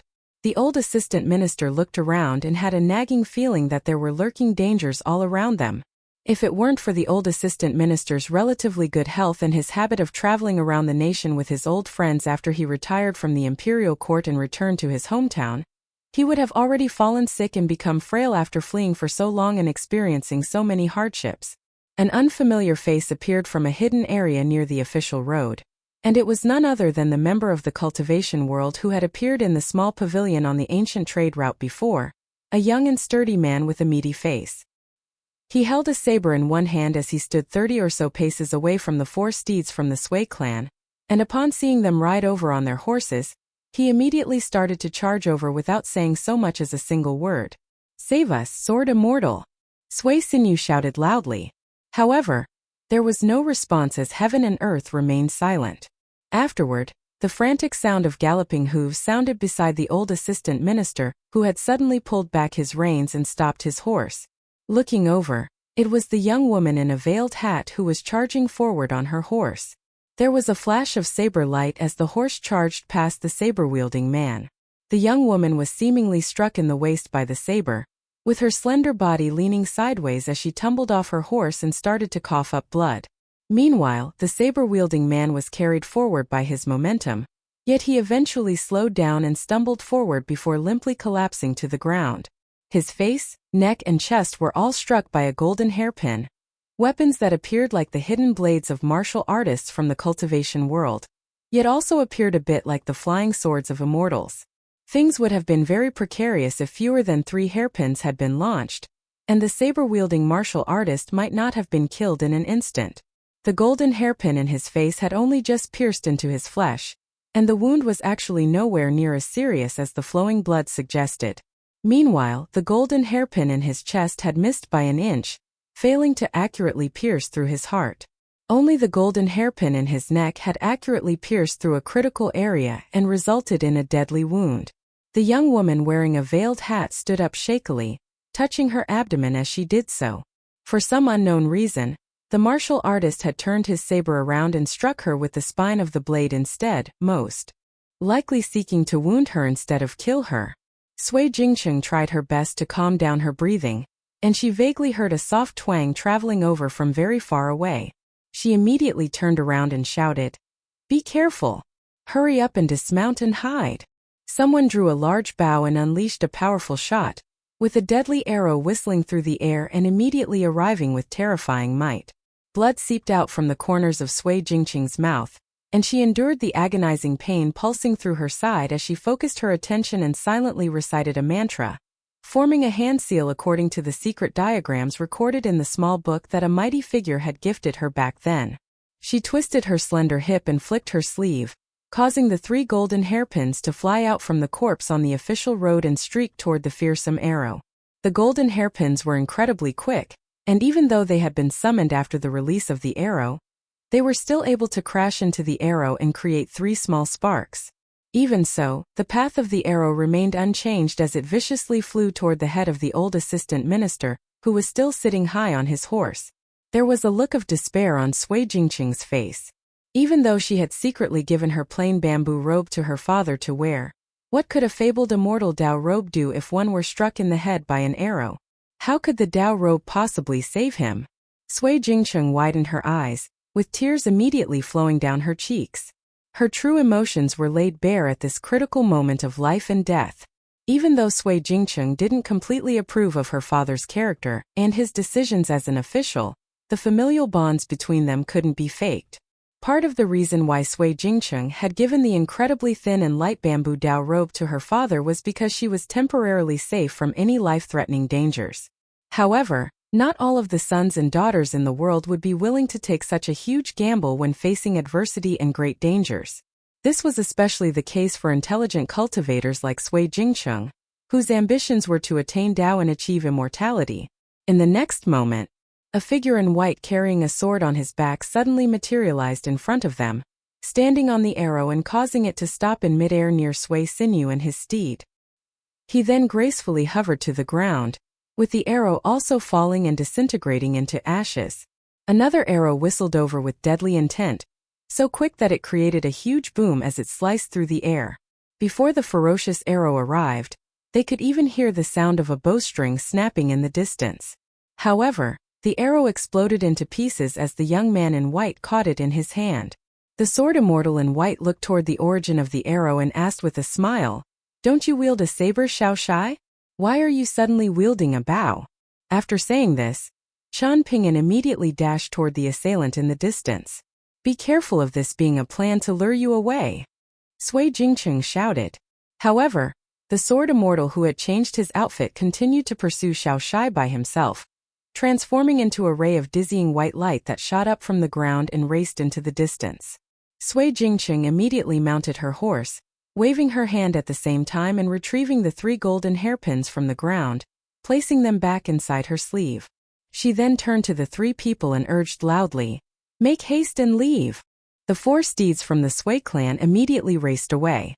There was still no sign of the relay station after riding for several kilometers, and old assistant minister Sui Xinyu felt like his old bones were about to fall apart from the bumpy ride. There were tears of pain in his eyes. Sui Jingcheng raised a hand and suddenly stopped her horse. The 3 other people hurriedly pulled back their reins and stopped their horses as well. Chao Fu stood on the road with a hand behind his back, extending his other hand toward the young woman wearing a veiled hat as he said with a smile, "Jingcheng, follow me to the mountains to cultivate. As long as you're willing to enter the mountains with me, I can promise you that the descendants of the Sui clan will all enjoy tremendous wealth in the future." Sui Xinyu's expression changed again and again. Sui Jingcheng chuckled coldly and replied, "If what you say is true, Chao Fu, then is there any need for you to put in so much effort and go to such great lengths? With the temper of my father and the Sui clan, they would happily hand me over if such an offer were placed in front of them. If my guess is correct, then the disciple of Turbid River Flood Dragon Yang Yuan had an accidental slip of the tongue before and mentioned that the new ranking for the 10 superior grandmasters has already come out, with our 5 mountain nations senior Wang Dun seemingly ranking last? That being the case, the ranking for the so-called 4 beauties has presumably come out as well? What, perhaps I, Sui Jingcheng, was fortunate enough to make this list. What's the go with this? If my guess is correct, then your terrestrial immortal master is genuinely hellbent on getting his hands on me. However, it's a shame that the 2 of you might not be able to protect me, to say nothing of the Sui clan. That being the case, you could only come up with a secret scheme to hastily bring me to your cultivation abode first." Chao Fu retracted his hand and slowly walked forward, saying, "You've always been this astonishingly bright and intelligent, Jingcheng, and this is as expected of someone who possesses strong karmic ties to Dao. Become my Dao partner, and we can ascend the mountains and travel afar together, soaring freely on the winds and clouds. Will that not be delightful and satisfying? After becoming a cultivator who can feed on iridescent clouds and dew, 60 years in the mortal world will pass by in the mere blink of an eye. At that time your so-called relatives would have already become piles of white bone. Is there any need to dwell on them? If you truly feel guilty, and if disaster truly strikes the Sui clan, they should still feel fortunate if a few of their descendants manage to survive and carry on the bloodline. Once you and I both become Earth immortals, the Sui clan can easily rise to prominence in the 5 mountain nation again." Sui Xinyu finally understood the hidden meaning behind Chao Fu's words. It was only at this moment that he came to a sudden realization. As it turned out, Chao Fu only cared about the life and death of Sui Jingcheng. Once his daughter was taken away, the Sui clan would seemingly face an existential crisis. Sui Xinyu unleashed a torrent of abuse, scolding, Chao Fu, I've always treated you kindly, so why are you trying to bring down my Sui clan? Chao Fu smiled faintly and replied, Uncle Sui has naturally treated me kindly, and it was because of your incredibly good observation skills and foresight that you chose me as your son-in-law back then. As such, if Uncle Sui is unable to personally accept my gift of gratitude, then once I cultivate and attain Tao with Jingqing in the future, then I'll naturally offer this gift of gratitude to the descendants of the Sui clan at that time. Sui Xinyu was incandescent with rage as he placed a hand on his forehead. Chao Fu glanced into the distance and continued, Now is not the time to chit-chat. Jingqing, I'm going to give you one final chance. If you obediently leave with me, then I can let your 3 companions live. If you continue to refuse, however, and if I'm forced to knock you unconscious and drag you away, then you won't be able to see the corpses of these 3 people either. In that case, you can save some time and effort in the future, as you'll no longer need to visit your relatives like the empresses of the mortal empires. When the tomb-sweeping festival arrives, you and I can also stand alone on the mountains as husband and wife, honoring those who have already passed. Sui Jingqing took off her veiled hat and casually threw it away, asking, The 2 of us riding together to the immortal mountains? Are you not afraid of the sword immortal returning to hunt us down after he kills Xiao Shai? Chao Fu retrieved a few talismans and replied with a confident expression, You can be regarded as half a cultivator now, so you and I will be able to soar on the wind after we stick on these talismans, albeit with some difficulty. Sui Jingqing dismounted her horse and replied, I accept your offer.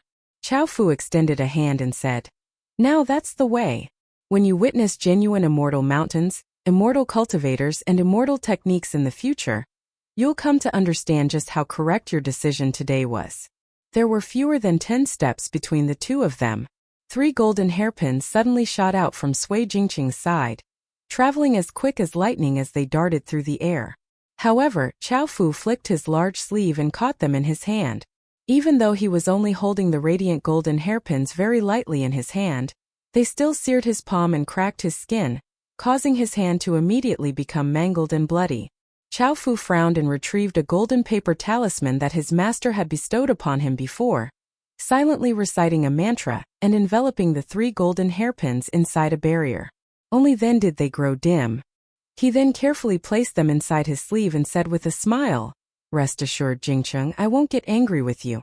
It's this defiant and untamed nature of yours that tempts me the most. Chao Fu's gaze moved around Sui Jingqing as he said, However, you went back on your word first, so don't blame your husband for breaking his promise as well. Chao Fu faltered at this moment and asked with an exasperated smile, What's wrong? Is there someone behind me? Jingqing, do you know that understanding how to comprehend one's destiny and follow the great trend is a critical subject that one must master when cultivating in the mountains? However, he saw that Sui Jingqing's expression was slightly strange. Chao Fu suddenly turned his head, only to see that there was no one behind him. Sui Jingqing gritted her teeth and gathered all of the spiritual energy in her acupoints, causing the small amount of accumulated spiritual energy to surge into her wrist and cause her veins to become a glowing white color. She stepped forward and launched a furious palm strike at the back of Chao Fu's head. However, Chao Fu turned around and reached back, easily catching Sui Jingqing's pale wrist, which was brimming with spiritual energy. He then pulled her forward and raised his elbow, striking her in the forehead and forcefully pushing her to the ground. Sui Jingqing collapsed in a heap, and Chao Fu stepped on her elbow before leaning over her and chuckling. Do you know that a genuine cultivator like me can clearly determine whether, or not, there is someone standing behind me simply by focusing my attention and looking into your watery eyes? I only turned around to give you some hope before promptly crushing it and sending you into despair. Chao Fu twisted the tip of his toes, eliciting a muffled groan from Sui Jingqing. He then jabbed 2 fingers into her forehead and channeled a restriction technique, after which he smiled faintly and continued, Since things have already come to this, I might as well tell you the truth. After the Great Seal Script Empire nominated you as the Jade Person of the Sui clan, and one of the 4 greatest beauties, you were only left with 3 options to choose from. The first option was to follow your father to the capital of the Great Seal Script Empire, and be nominated as an imperial concubine for the crown prince. The second option was to be stopped by the secret envoy of some nation's emperor while traveling to the capital of the Great Seal Script Empire, eventually being brought back to become the empress of a small border nation. The final option was to be brought back to the immortal force located on the border of the Green Shrine by me, where my master would refine you into a living cauldron and teach you a secret technique. Afterward, my master would have gifted you to a genuine immortal, the uncle master of the Golden Scale Palace's palace leader. However, you don't need to feel afraid about this, especially since this is a stroke of great fortune for you, having the chance to perform dual cultivation with a nascent tier immortal. This will naturally allow you to advance in leaps and bounds on the path of cultivation. Xiao Shai wasn't aware of these matters at all. In any case, how could the sword cultivator whom we encountered by chance possibly be a golden courtier cultivator from the Golden Scale Palace or whatnot? Those were nothing but lies, and I was simply too lazy to expose him. However, this coincidentally allowed me to make the most of Xiao Shai's strength. In fact, my master and I will have still made a huge profit even if Xiao Shai is to be killed. Qiao Fu sighed with emotion and remarked, Jingcheng, the two of us truly aren't fated to be together. The copper coin divination that you performed before was actually correct. After saying this, he helped sway Jingcheng up, retrieving 2 talismans before bending down and placing them on Sui Jingcheng's toes. He then looked at the 3 steeds from the Sui clan and said, regardless, all of them are going to die soon. Right at this moment, a familiar voice suddenly sounded beside Qiao Fu's ears saying, is that all? Are there no more secrets that you want to reveal? Judging from what you said, it's actually the old ancestor of the Golden Scale Palace who wants to obtain Sui Jingcheng? And your master wants to obtain Sui Jingcheng's Dao treasures? Then what about you? After spending so much effort to come here and racking your brain to analyze the situation and scheme, you're going to end up completely empty-handed with no reward at all. Qiao Fu smiled bitterly and stood up straight, turning around to look at the cultivator in azure who was wearing a bamboo hat and standing right beside him. Didn't you leave to pursue Xiao Shai? Qiao Fu asked. You call yourself a genuine cultivator, yet you've never witnessed a roaming Yin soul before? The cultivator in azure asked. Sword cultivators seem to very rarely roam around with their Yin souls, Qiao Fu replied in helplessness. The cultivator in azure nodded and replied, and that's why you should avoid doing bad things if you don't have much experience in the cultivation world. Qiao Fu wanted to say something else.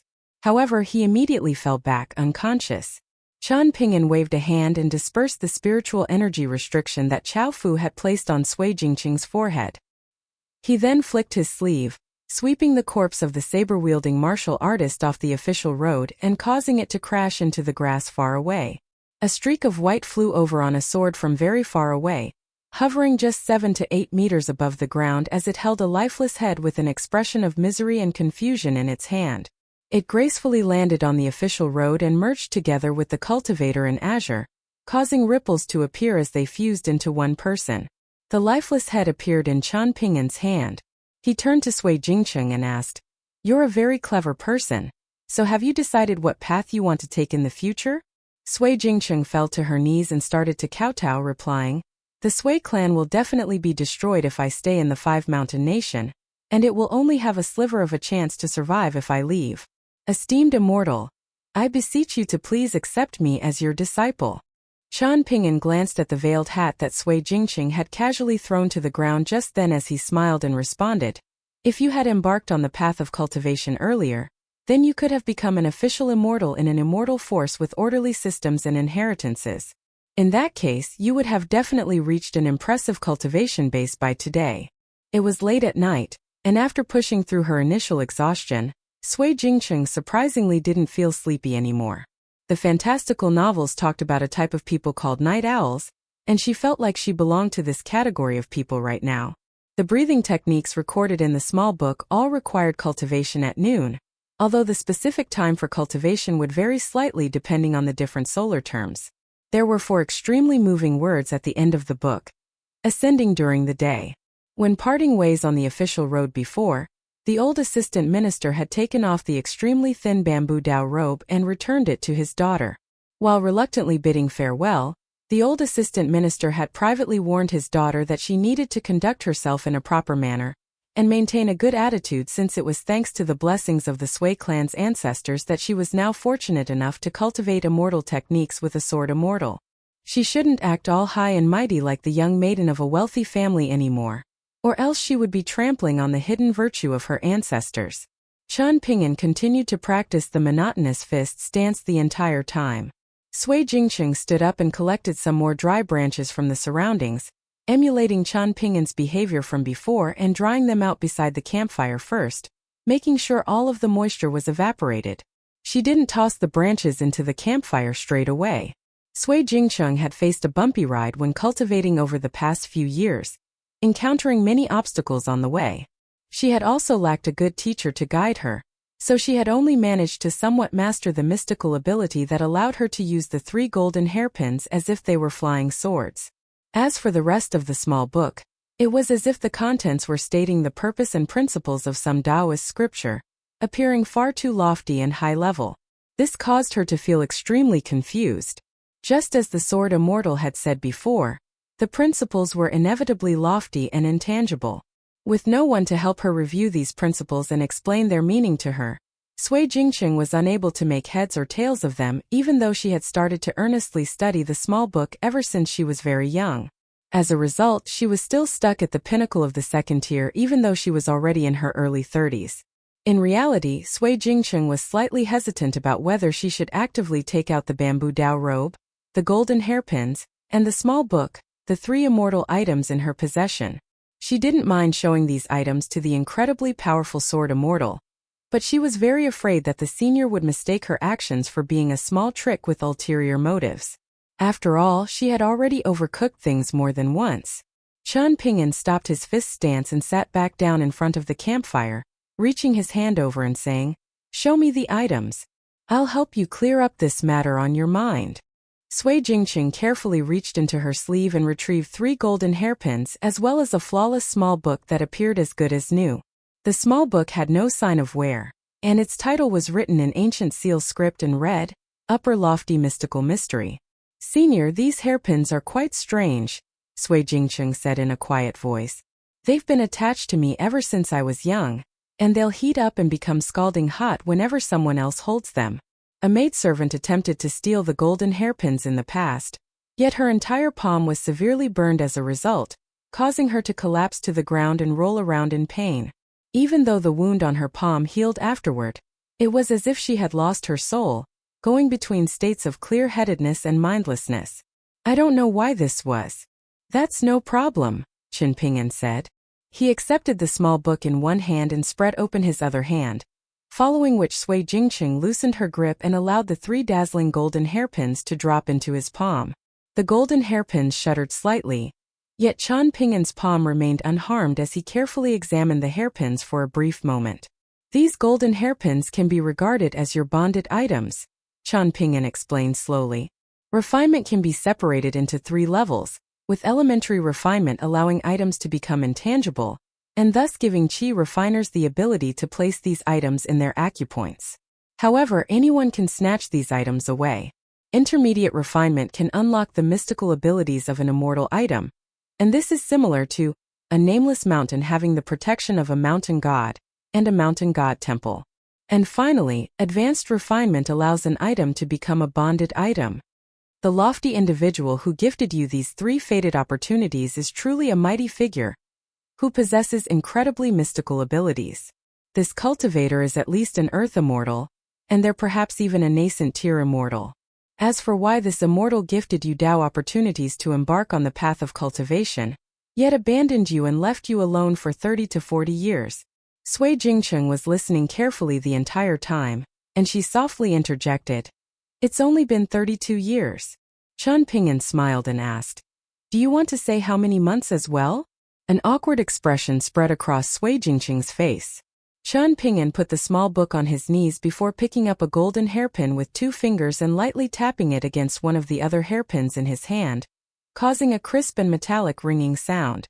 Rings of light rippled outward each time Chen Ping'an tapped the hairpins together, and he looked up and said, "These 3 golden hairpins are a complete set of immortal treasures. They look identical, yet they're not actually the same.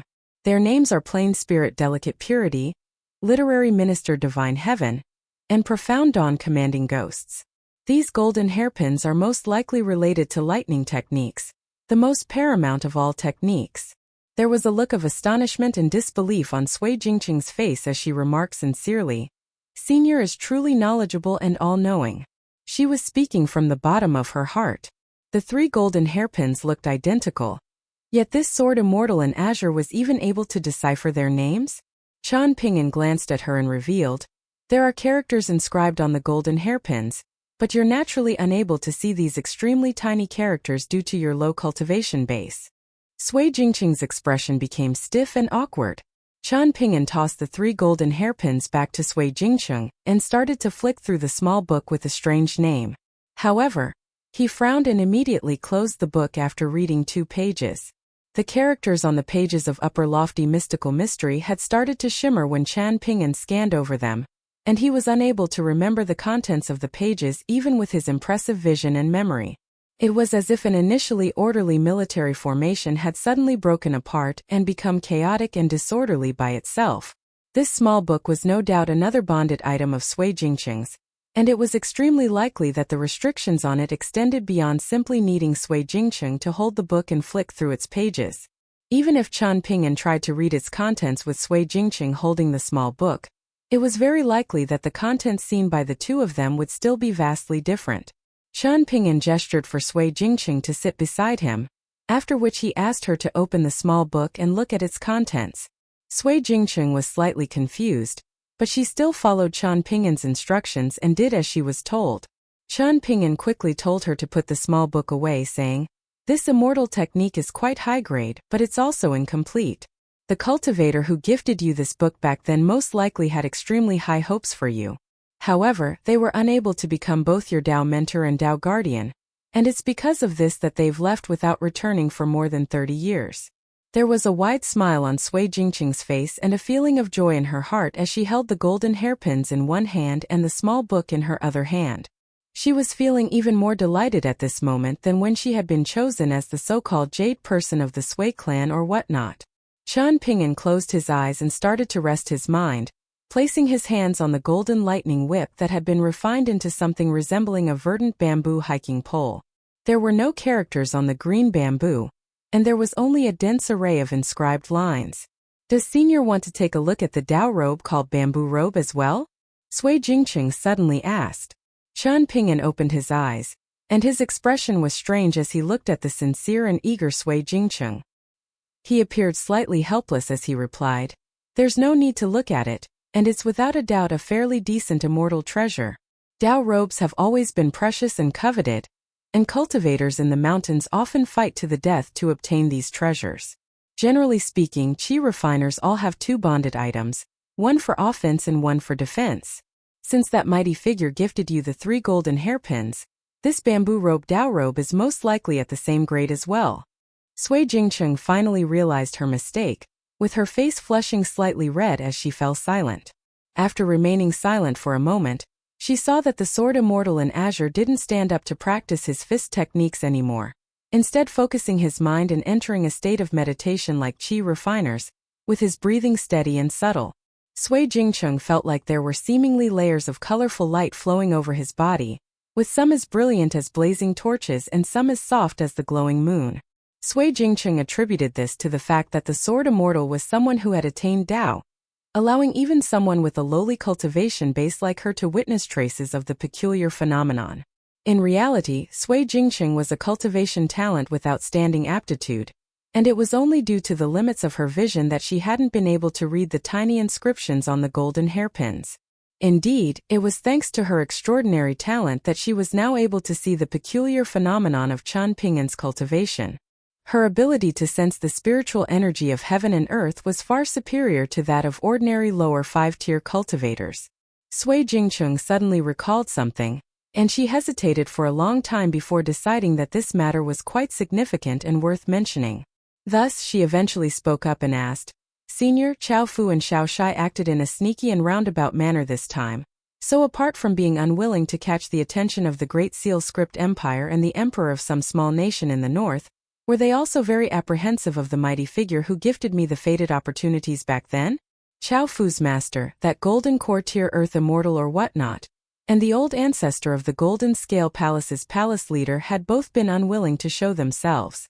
Was this similar to how Chao Fu had instructed that saber-wielding martial artist to step forward and block our path first, testing the waters to determine if Senior was hiding nearby? Is this a similar scenario? Chen Ping'an opened his eyes again, remaining silent as he smiled faintly in response. Sui Jingqing truly possessed an extraordinary mind and temperament. Chen Ping'an was very patient as he explained. When cultivators in the mountains develop grudges against each other, it's very easy for them to scuffle with each other for 100 years. The mountains have their own rules just as the cultivation world has its own rules. Chao Fu and Xiao Shai looked down on the cultivation world from the bottom of their hearts, and they believed that they could easily trample on the cultivation world and reach its bottom once they stepped down from the mountains. They believed that the cultivation world would be filled with nothing but small fry. However, in stark contrast to those behind the scenes who were well aware of everything, Chao Fu and Xiao Shai weren't familiar with the taboos of cultivation and the complexities of matters in the mountains, causing them to suffer the deadly outcomes that they did. These people feel apprehensive of me now. Yet Chao Fu is only fearful of my flying sword. On the other hand, the mastermind behind him is fearful of one more thing, that being the mighty figure whom you mentioned. If your Dao mentor is an outsider earth immortal, then after weighing things up, they won't mind getting involved to engage in a bigger transaction. However, if the Dao Guardian sent out to protect you by your Dao mentor is a golden core tier sword cultivator, then those behind the scenes will need to reconsider their strength and abilities, mulling over whether they can withstand retribution from two nascent tier immortals. Sui Jingqing's eyelashes shuddered slightly. Chen Ping'an had spoken in a direct and simple manner, yet his words had also contained a hidden killing intent, allowing the extremely clever Sui Jingqing to understand many things as she pondered over his explanation.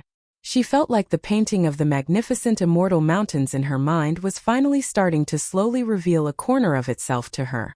Sui Jingqing asked a question that didn't align with her temperament, asking, "Senior, you genuinely don't want a single one of these three immortal treasures?" Chen Ping'an shook his head and replied, "Virtuous people obtain their fortunes in a proper manner." Sui Jingqing smiled knowingly in response. "You don't have anything else in mind?" Chen Ping'an suddenly asked. Sui Jingqing faltered upon hearing this, and she thought about the question for a brief moment before shaking her head and replying, "No, I don't. Chao Fu used Xiao Shai to draw me away before, mistakenly thinking that victory was easily within reach.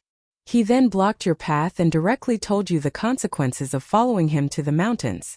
Did you not feel afraid?" Chen Ping'an asked. Sui Jingqing indeed felt a lingering sense of apprehension, especially regarding being refined into a living cauldron by Chao Fu's master, and becoming a dual cultivation partner of the Golden Scale Palace's old ancestor after she was taught the relevant immortal techniques. Even though Sui Jingqing was completely focused on cultivation, she wasn't a pitiful puppet who couldn't control her own destiny. Chen Ping'an sighed and asked, "Then have you ever thought about the intentions of the mighty figure who gifted you these fated opportunities? Have you considered the possibility that they possess an even higher cultivation base than Chao Fu's master, and have an even longer-term plan with even more sinister intentions?" Sui Jingqing instantly became drenched in cold sweat. Chen Ping'an extended a hand and gestured for Sui Jingqing to calm down and not be too afraid, saying in a quiet voice, "This is only one possibility. Why did the mighty figure dare to gift you three valuable treasures, both granting you a huge cultivation opportunity, but also formlessly placing you in great danger? Why didn't the mighty figure directly take you to their immortal force? Why didn't they leave a Dao Guardian behind to protect you? Why were they confident that you could rely on your own abilities to become a cultivator? Was there something deeper behind your mother's strange dream of a divine person carrying a female infant?" Sui Jingqing wiped the sweat from her forehead, after which she rested the back of her hand against her forehead and shook her head, saying, "I don't understand any of this." Chen Ping'an nodded and said, "This is how it is for most things in the world, with most being difficult to understand. Truly understanding these matters isn't necessarily a good thing either." There was a blank expression on Sui Jingqing's face. She had been fleeing and running all over the place like a homeless dog the past few days, experiencing ebbs and flows and many sudden surprises.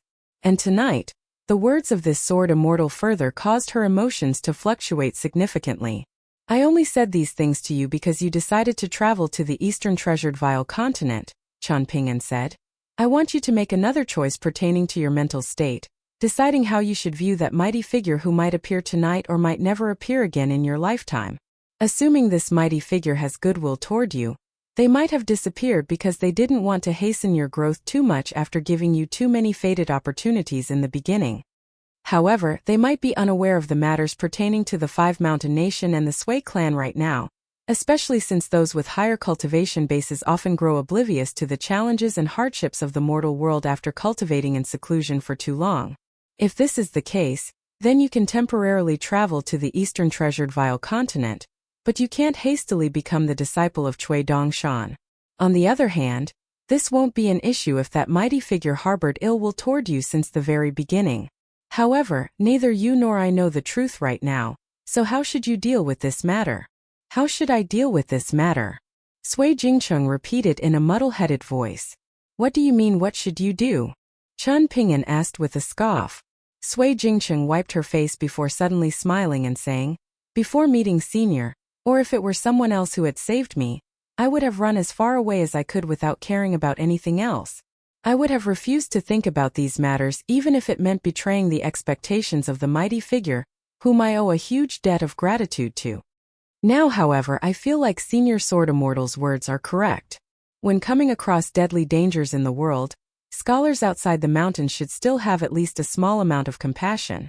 That being the case, cultivators in the mountains also need to remember debts of gratitude, even when they're fleeing from danger. As such, even if I'm fortunate enough to become the disciple of Senior Sword Immortal or Senior Cui Dongshan, I'll only become an unofficial disciple until I'm able to meet that wandering mighty figure again. Even if that mighty figure doesn't possess as high a cultivation base as Senior Sword Immortal or Senior Cui Dongshan, I'll still ask the two seniors to give me permission to become their disciple. This is the correct response, Qian Ping'an said with a nod. What was more commendable than this was the fact that Qian Ping'an could actually decipher whether Sui Jingcheng's words were sincere or not. There were some words that needed to be observed instead of listened to. This was the benefit of cultivating in the mountains. Thus Qian Ping'an sighed with emotion and said, I hope that my speculation just then was purely due to my pessimism and nothing else. At the end of the day, I still hope that you and the wandering mighty figure can become master and disciple in the future, ascending the mountains together and seeing more of the world together. Sui Jingcheng smiled secretly as she squinted her eyes and looked at the sword immortal in azure. Qian Ping'an immediately understood the silent message conveyed by her eyes, and he shot a glare at her and said, the two of us simply look at the world in the same way. However, our temperaments are vastly different. Sui Jingcheng couldn't help but chuckle, feeling playful like a child in a rare scene as she started to look around and call, Master, where are you? Who knew whether her master would be like this sword immortal in azure, who had been carrying a bamboo case back then? Perhaps they were very far away, or perhaps they were right in front of her. Qian Ping'an also started to chuckle. Of course, Sui Jingcheng's so-called master didn't appear in front of them. Sui Jingcheng felt slightly unaccustomed to this. In her impression, Senior Wang Dun had always been the #1 martial artist of the Five Mountain Nation since its founding, and it was said that he could defeat all of the martial arts superior grandmasters of the nation's cultivation world with a single hand. He enjoyed a good reputation in the nation, and everyone in the imperial court, martial artists in the cultivation world, literati in the scholarly world, and ordinary merchants and workers all claimed that Senior Wang Dun was a refined and elegant old man dressed in azure. Senior Wang Dun was masterfully skilled at musical instruments, Go, calligraphy, and painting, and in addition to his remarkable abilities, he also cared deeply about his nation and its people. One time, he had stood on the borders and defended a border pass by himself, holding back an army of enemy cavalry that was attacking from the south and winning enough time for the border army of the Five Mountain Nation to mobilize and set up a formation. Qian Ping'an sat down, following which Sui Jingcheng also sat down. Wang Dun stood up and went to the counter to grab 3 pots of wine, one for each of them, and he said generously, This wine is my treat. When Wang Dun placed a pot of wine in front of Sui Jingcheng, he remarked quietly, You're the daughter of old Assistant Minister Sui Xinyu, right? You're truly very beautiful, and the four greatest beauties all enjoy an equal status, with each having their own strengths. There's no notion of rank, and you've brought glory to the women of our five-mountain nation. Compared to me, who was only ranked last out of everyone, you're much more deserving of a plaque from the emperor. However, to be honest with you, this sword immortal that you found, regardless of whether he's your master or your Dao partner, is a bit too stingy. He was only willing to share one bowl of wine with you. Sui Jingcheng glanced at Qian Ping'an, who was sitting opposite her, and she saw him leisurely cracking open the clay seal of his wine pot and pouring himself a large bowl of wine. She then turned to the old man, who claimed that he was wearing a face mask, and said with a smile, "Old Villa Master Wang." Wang Dun wasn't very happy to hear this, and he waved a hand and interjected, "I'm not old at all. My body might be old, but my heart isn't old. You can call me Villa Master Wang. It's also fine for you to directly call me Wang Dun." Sui Jingcheng nodded and said, "Villa Master Wang, the Green Shrine Nation's Shaoshai is already dead." Wang Dun sighed softly, understanding the insinuation behind Sui Jingcheng's words. He raised his wine cup and took a sip, saying, "But I'm still ranked last, aren't I? Any random martial artist from the Great Seal Script Empire is more powerful than me." Sui Jingcheng felt like there was already nothing more that she could say. Wang Dun chuckled and looked at the young man in azure, a sword immortal with the surname Qian, whose deeds had been widely reported in several newspapers in a row. The earliest report on him was seemingly the time when he was traveling to the Spring Dew Garden on an immortal ship. He hadn't used his flying sword, and had simply relied on his fists to knock a Vajrabadi tier martial artist from the Great Guan Empire's Iron Warship residence off the immortal ship. Afterward, when sword immortal Lu Jiqing from the Golden Crow Palace had flown past on his sword, the sword immortal with the surname Qian had split apart the mountain protection lightning cloud of the Golden Crow Palace with a single sword strike. This should have resulted in a deadly battle between the two sword immortals, yet they had surprisingly enjoyed tea together at the Spring Dew Garden's luminous jade cliff. In fact, it was even rumored that they had ended up becoming friends. And now, he had even beheaded Shaoshai in the territory of the Five-Mountain Nation. "Outsider sword immortal, you won't hack me to death with a single sword strike because I accused you of being a bit too stingy, right?" Wang Dun asked.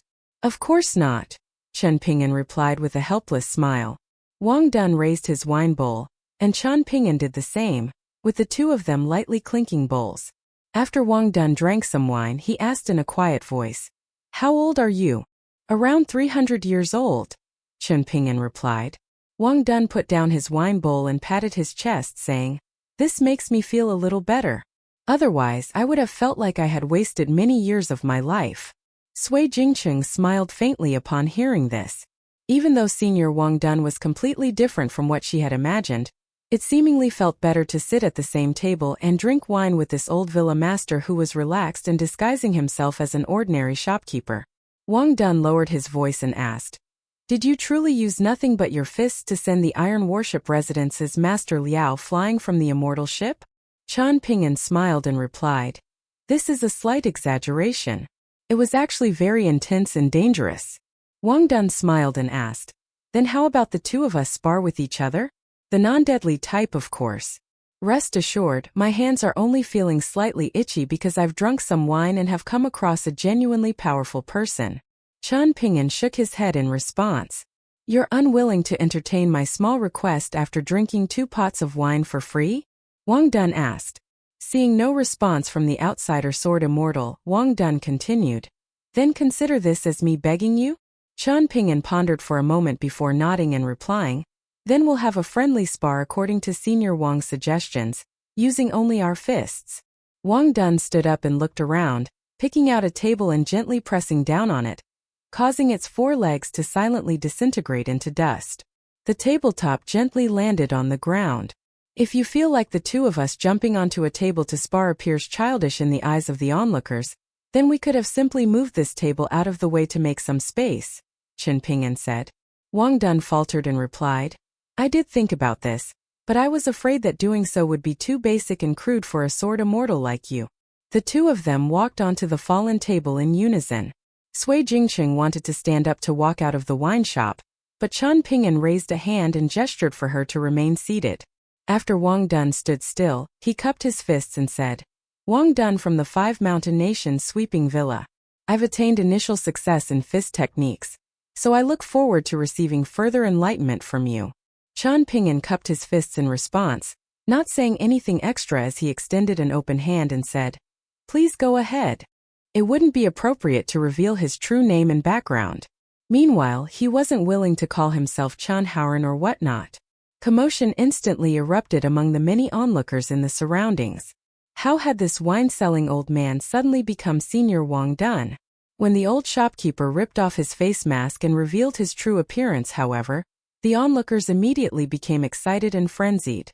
Sure enough, he was the powerful and elusive Senior Wang Dun. Wang Dun was fierce and unrelenting as he unleashed a flurry of punches, but none of his attacks contained any killing intent. Meanwhile, Chen Ping'an defended more and attacked less. When the two of them brushed past each other one time, Wang Dun smiled and suggested, "We're relatively familiar with each other's power now, so should we let loose a bit?" Chen Ping'an nodded in response. Many martial artists from the cultivation world stood on the distant streets, roofs, walls, and trees, filled with spirit and excitement as they watched the battle in the wine shop. They hadn't witnessed a pinnacle battle like this in 100 years, one where both sides were confined to such a small space. This was as expected of Senior Wang Dun, the #1 martial artist in the Five Mountain Nation. Not only did he dare to unleash his fists against a sword immortal, but he was even able to hold his own. Even though the sword immortal was yet to summon his sword, if the onlookers were honest with themselves, Senior Wang Dun was already fighting as if his life were on the line. He was risking his fame and dignity as a martial artist who had never suffered defeat before. He was fighting for the face of everyone in the martial arts world of the Five Mountain Nation. Senior Wang Dun was truly the martial core of the Five Mountain Nation. Those who only dared to spectate the battle from a great distance naturally weren't genuine martial arts grandmasters. Moreover, their distance from the wine shop also meant that they weren't able to see things as clearly as Sui Jingcheng.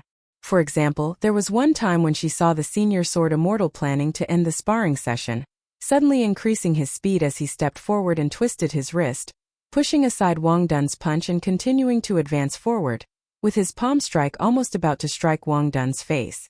Unexpectedly, however, Wang Dun hurriedly signaled with his eyes, following which the senior sword immortal lightly nodded in response.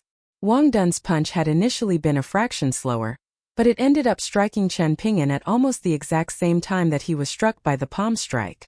Both of them slid back 2 steps, coming to a stop at opposite edges of the table as if in tacit understanding. Sui Jingcheng saw Wang Dun starting to signal with his eyes, with the senior sword immortal also starting to signal with his eyes in response. She was extremely puzzled at this moment, feeling as if the two of them were haggling with each other as they fought. Even so, their attacks became quicker and quicker, with their exchanges almost always ending up in a draw. Neither of them was able to gain an advantage. In the eyes of the onlookers in the distance, this was an evenly matched battle between two extremely powerful grandmasters. In the end, the two of them seemingly reached an agreement on their deal, with both of them striking each other in the chest and causing the table underfoot to split into 2. After standing still, they then cupped their fists in respect to signal the end of the sparring session. The fight was over and it was now time to pack up. Wang Dun roared with laughter and remarked, "Who would have thought that a sword immortal would possess such impressive fist techniques? Your fist intent is more intense and tempered to a more flawless state," Chen Ping'an replied in a loud voice. "In 5 years at minimum and 10 years at most, I'll visit Sweeping Villa again to exchange fist techniques with you." Sui Jingcheng massaged her forehead and lowered her head to drink wine, unable to bring herself to watch on any longer. Looking at the two of them praising each other, why did it feel like the genuine cultivation world was akin to wine that was diluted with water? Sui Jingcheng wouldn't mind if it were Hu Xinfeng, Xiao Shai, and their ilk doing something like this, but the shamelessness of the senior sword immortal and senior Wang Dun almost made her feel as if her world were crumbling apart. She didn't want to touch novels about the cultivation world for the rest of her life. Wang Dun walked to the entrance of the wine shop and raised his cupped fists into the air, treating this as a gesture of greeting to the onlookers in the surroundings. He then waved a hand and said, "All right, all of you can leave now." There were loud cheers and shouts of praise as the onlookers slowly dispersed. They naturally didn't dare to linger around following the instruction from Senior Wang Dun. Wang Dun sat back down in his original spot, while Chen Ping'an had already picked up the broken table from the ground and placed it on another nearby table. After sitting down, Wang Dun drank a sip of wine before sighing with emotion and saying, "Your cultivation base is so high. So are you actively visiting a martial artist in the cultivation world like me? Is this for the sake of the Sui clan that this young lady comes from? Are you hoping that I, Wang Dun, can help look after the Sui clan after the two of you leave the five-mountain nation and enter the mountains to cultivate?" Chen Ping'an shook his head and replied, "No, I don't have such a request. I simply hope to show myself here to give a warning to some people hiding in the shadows, forcing them to consider the consequences of me seeking revenge if they dare to target the members of the Sui clan." Wang Dun nodded and said, The schemes and conflicts between cultivators in the mountains are simply an extension of the grudges in the cultivation world thanks to their longer lifespans. There are no fundamental differences between the two, with both being equally as pointless. You can be regarded as a young sword cultivator, but you're quite unlike any immortal from the mountains that I've encountered before, and it's because of this that I treated you to some wine. I feel like this isn't a waste of good wine. Is it too arrogant of me to say something like this? Taking things one step at a time is the most important aspect when it comes to the cultivation of martial artists. There are no shortcuts to be taken. That being the case, how can one ascend to the peak if one isn't ambitious enough or able to see far enough? Chen Ping'an chuckled in response. Even though Wang Dun was selling wine, he seemingly didn't have a huge addiction to drinking wine, only taking small sips and never taking large swigs.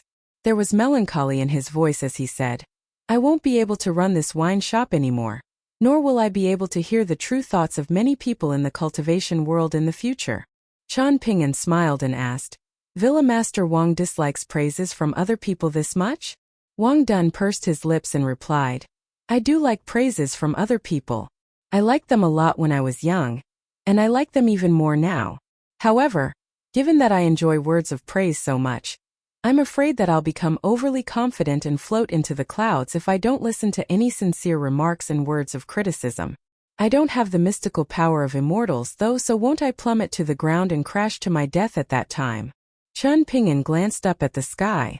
Wang Dun chuckled and said, "According to our agreement from just then, what else do you need from Sweeping Villa apart from the dozen or so pots of fine wine?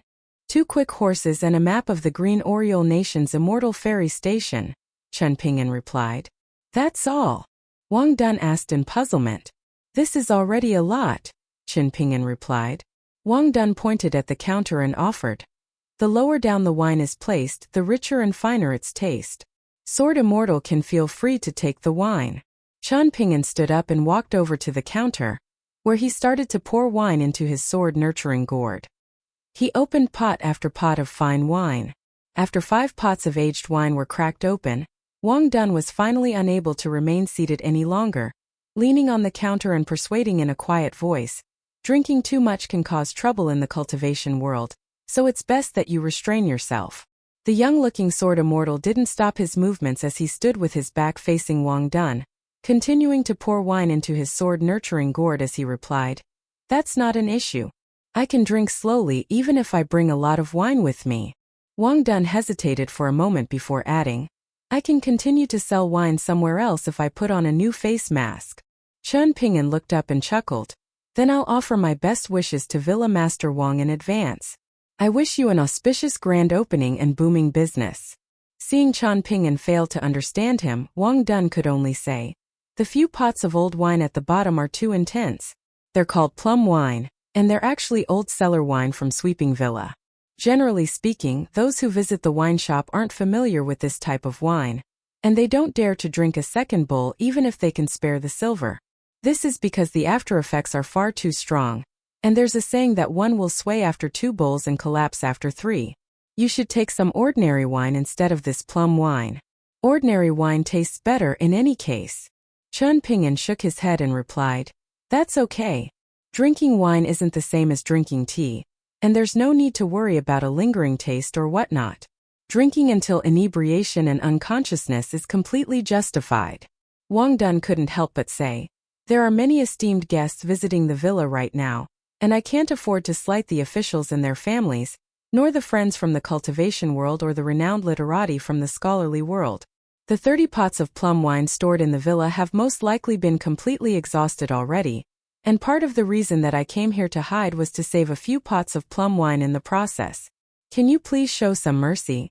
However, Qian Ping'an had already cracked open the final pot of plum wine, saying with annoyance, "Why didn't Senior tell me earlier?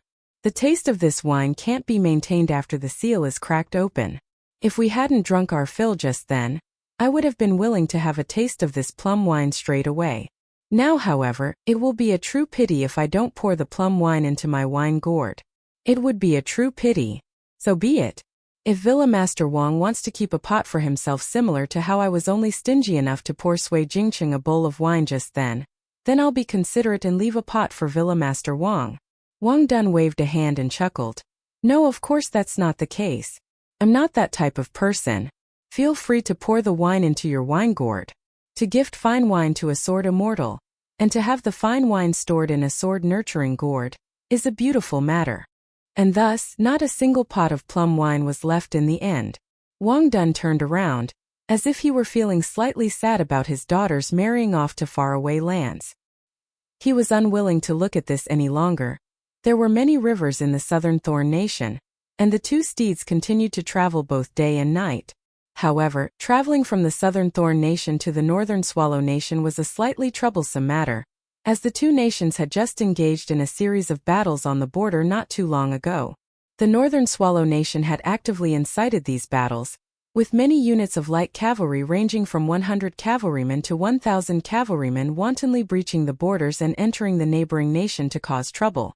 Meanwhile, there was seemingly no cavalry in the northern region of the southern Thorn Nation that it could use to defend its territory and fight with the enemy cavalry, so the soldiers could only choose to retreat and defend the cities instead. These battles caused both nations to seal their borders, so any wandering martial artist who attempted to cross the borders at this time would immediately become target practice for both sides. However, the two steeds still decided to cross the border along a small mountain path. Recalling the scouts of the Five Mountain Nation who had infiltrated the Southern Thorn Nation before, Sui Jingqing seemingly came to an understanding about something. Evening arrived, and the two steeds arrived on top of a hill, allowing Qian Ping'an and Sui Jingqing to witness the flames tearing through a village constructed along a river. Sui Jingqing initially thought that the senior sword immortal would observe this from a distance before detouring around the area, but his horse was already galloping down the hill and directly charging toward the village. Sui Jingqing faltered for a moment before hurriedly following after him. After they entered the village, what they saw was a scene akin to hell on earth. There were mutilated corpses littered everywhere, with the clothes of the women in tatters and the limbs of the young men filled with gaping stab wounds from swords and spears, causing them to die from blood loss as they struggled to crawl away and left a trail of blood in their wake. There were many dismembered limbs and broken bodies lying on the streets, with many small children also suffering especially miserable deaths. Sui Jingqing jumped down from her horse and squatted down, retching from the sight. Qian Ping'an closed his eyes and listened for a moment, after which he said, "There are no survivors." Sui Jingqing didn't hear him at all. Right now she felt like she was about to vomit her intestines out. Qian Ping'an squatted down and grabbed some blood-soaked dirt, gently squeezing it between his fingers before throwing it to the ground. He stood up and looked around, jumping onto a roof ridge and observing the footprints and hoof marks in the surroundings, with his gaze continuing to wander further and further away. He eventually jumped off the roof and gracefully landed on the ground, passing his sword-nurturing gourd to Sui Jingqing before handing her the reins of his horse as well. "Let's chase after them. We can still catch up. You won't necessarily be safe if you stay here by yourself, so remember to protect yourself and try your best to keep up with me. You can swap horses when the current one is unable to keep pace," Qian Ping'an said. He then dashed away from the village. Sui Jingqing jumped onto her horse, forcefully enduring her dizziness as she chased after the senior sword immortal. Thankfully, Qian Ping'an didn't travel as quickly as he could, still taking into account the ability of Sui Jingqing's horse. Approximately 1 hour later, they heard the sound of clip-clopping hooves near a shallow shore in a mountain valley. Qian Ping'an didn't stop as he said, "We've already caught up to them. You don't need to worry about exhausting the horses afterward. and just do your best to keep up with me. It's best that you don't fall more than 200 paces behind. However, you still need to be careful and guard against unexpected circumstances. Anything could happen. Sui Jingcheng jumped onto the other horse, with the sword-nurturing gourd tied to her waist, as she continued to gallop forward and chase after the senior sword immortal. The elite cavalry of the border army had ironclad rules regarding how to feed horses and how to clean their noses. The group of light cavalry had most likely stayed at the mountain valley for a moment, having just set off not too long ago. A cavalryman near the end of the group coincidentally turned around at this moment, only to see a hovering figure in azure who had his appearance concealed. He faltered for a moment before angrily roaring at the top of his lungs. "We're being attacked by a martial artist." The figure in azure instantly swept down like a trail of smoke. A dozen or so elite cavalrymen who were extremely well drilled were just about to turn around their horses and raise their crossbows, yet the sabers of two soldiers mysteriously flew out from their scabbards with a clang, immediately slashing upward and throwing two heads high into the air. Two headless corpses limply slid off their steeds and thudded to the ground. The figure in azure didn't land on the ground, and he instead twisted and turned on the saddles of the warhorses, keeping his back bent as he wielded the twin sabers in his hands. A few seconds passed and more than 20 cavalrymen were hacked to death, each with a single saber strike. They were either cleaved in half at the waist or split in half down the spine. The elite cavalrymen of the northern Swallow Nation started to rapidly retreat, abandoning their crossbows and drawing their sabers in the process. There were also some who retrieved their suits of armor and started to put them on. An elite cavalryman who looked like a general rushed over with his lance, viciously thrusting his ranged weapon at the figure in azure. The latter had just lightly thrust the tip of his saber through a soldier's neck, and he was just about to withdraw his saber and take advantage of his backward momentum to slash down at a soldier behind him. However, the lance-wielding general had perfectly anticipated his movements. Sui Jingcheng was just about to shout at the senior sword immortal to be careful, but she immediately shut her mouth. In the next moment, Sui Jingcheng saw the senior sword immortal somehow twisting his body in midair before walking forward on the air, and directly crashing toward the lance, allowing it to strike his chest. He then dashed forward, and the cavalry general roared in fury and refused to let go of his lance even though his hand was already bloody and mangled. The lance continued to slide back through the cavalry general's hand, with the friction so immense that it was only a matter of time before the flesh on his palm was completely ripped off to reveal bone. The cavalry general knew that things were becoming dire, so he was just about to abandon his lance that had been passed down as a family heirloom. However, the figure in azure had already arrived atop the head of his warhorse at this moment, with his back arched down as he thrust his blade forward and pierced through the neck of the cavalry general in an instant. Qian Ping'an suddenly straightened his back, furiously raising his saber-wielding right arm and lifting the cavalry general off his warhorse by his impaled neck. Standing on the back of the warhorse, the Northern Swallow Nation's military cavalry saber in Qian Ping'an's hand was almost completely run through the cavalry general's neck, with a large portion of the gleaming blade sticking out through his nape. Because Qian Ping'an's thrust had been too quick and powerful, not a single drop of blood had managed to smear onto the exposed section of the blade.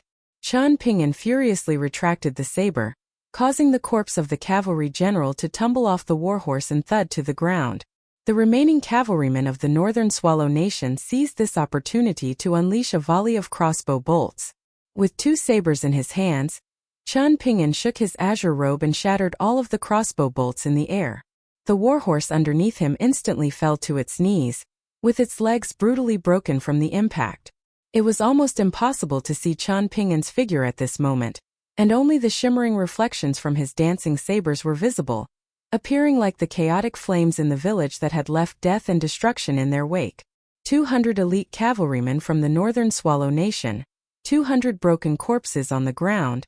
Qian Ping'an stood on the back of a warhorse and threw the two sabers in his hand to the ground, looking around and saying, "You followed us this entire time and you finally come across this rare opportunity, so are you not going to step forward and show yourself?"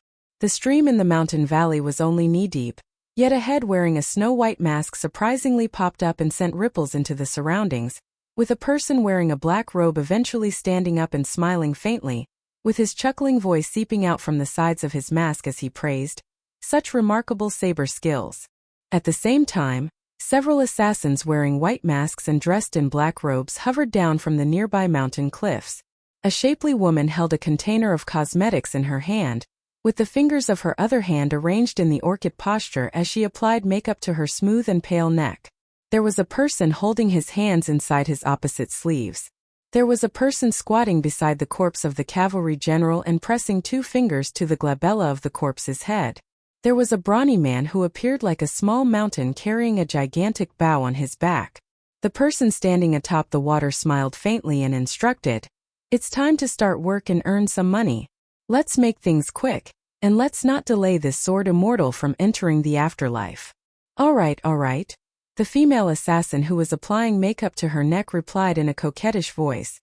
She placed the box of cosmetics inside her sleeve, following which she shook her sleeves and drew 2 dazzling short sabers in the air, with both sabers inscribed with a dense array of ancient talismanic symbols. As she slowly dashed forward, 2 identical-looking women appeared on either side of her. A short moment later, another 2 women materialized in the air. It was as if there were no end to this. There were 100 or so saber-wielding women blotting out heaven and earth as they rushed toward the young man in azure from all directions. However, a single woman left the battlefield and nimbly dashed across the stream water, continuing to change her position and move unpredictably as she made her way toward Sui Jingcheng, who was still sitting on her horse. A streak of sword light immediately erupted from the sword-nurturing gourd and shot through her head with a pop, causing her body to instantly disintegrate into a cloud of azure smoke. Over at the actual battlefield, one after another, the saber-wielding women were crushed by Qian Ping'an's fists and transformed into clouds of azure smoke. However, each woman and each razor-sharp saber was as real as could be. They definitely weren't flimsy illusion techniques. Not only that, but the women seemingly possessed a myriad of hidden weapons that were extremely difficult to defend against. If the young man in azure weren't a tough Vajrabhati tier martial artist, ordinary martial artists at the 6th tier would have already been killed by this overwhelming technique of hers dozens of times over. This was the nature of immortal techniques. Even though she was only a militarian cultivator at the C observation tier, she was still able to enjoy an innate advantage over martial artists and achieve victory through sheer volume alone. There were all manners of strange and wonderful things in the vast world, and nothing was ever certain. Qian Ping'an suddenly vanished, appearing before a woman standing on the outskirts of the battlefield and obliterating her heart with a single punch. All of the saber-wielding women suddenly froze, and the woman standing in front of Qian Ping'an smiled tragically and murmured, "How did you know I was the real one? The box of cosmetics clearly isn't inside my sleeve." Qian Ping'an furrowed his brows slightly. In the next moment, the woman standing in front of him laughed in a silvery voice and transformed into a cloud of azure smoke. Afterward, all of the saber-wielding women transformed into azure smoke that eventually gathered together, with a single woman slowly walking out from the thick smoke with one hand behind her back. She massaged her glabella and chuckled, "You found the right one, but it's a shame that I can't be killed unless you're able to kill all of my clones at once. Are you angry, Sword Immortal? Are you frustrated?" The woman gave a signal with the hand behind her back. The person nodded in approval, and a huge cloud of azure smoke erupted from the woman's body, transforming into numerous women who lunged toward Qian Ping'an. After a single punch, Qian Ping'an was standing where the woman had initially stood, with almost all of the lunging women shattered by the formidable fist aura of his heavy cavalry formation shattering technique. Only a single woman was left standing, with blood continually seeping from the seams of her snow-white mask. She raised a hand and forcefully pressed down on her mask. The short assassin who was squatting on the ground nodded and stood up, saying, "It's done. Sure enough, relying on you is a bad idea. Our plan was almost ruined." It was clear that the woman was severely wounded as she retorted, "Could you have finished drawing your formation if it weren't for me keeping him occupied?" 15th flew out from the sword-nurturing gourd beside Sui Jingqing's waist. A flash of sword light directly rushed toward the temple of the short formation cultivator. The short assassin who had kept his hands hidden inside his sleeves the entire time just then retrieved a yellow paper talisman as he spoke with the female assassin, saying with a faint smile, "We already know you're a sword cultivator, so would we have come unprepared?" He raised 2 fingers, causing the talisman to hover beside him as it waited for the flying sword to ensnare itself. 15th suddenly arced back and returned to the sword-nurturing gourd. A streak of white light flew out from Qian Pingan's glabella. There was a flash of sword light. However, the short assassin unexpectedly raised a talisman with his other hand. And it was as if first had become stuck in mud as it sank into the talisman and disappeared in a flash. The golden talisman shuddered slightly as it hovered in front of the short assassin, with the short assassin smiling faintly and commenting, "Thankfully, I prepared this extremely valuable sword-suppressing talisman, or else I would have genuinely been killed by your surprise attack. You're a sword immortal, so why are you playing sinister tricks like this? Sword immortals are already favored cultivators who possess the greatest destructive power. So why are you still resorting to schemes and trickery? How are chi refiners like us going to make a living? This makes me very angry." In reality, a radiant formation measuring 15 meters in radius had already appeared beneath Qian Pingan's feet after first was caught by the sword-suppressing talisman, with the light inside the talisman crisscrossing and appearing much like a go board. The talisman continued to shrink in size, but the dazzling rays of light became increasingly brilliant, appearing like the purest essence of the sun and the moon. The short assassin, a formation cultivator from the mountains, pursed his lips. This formation possessed two mystical abilities.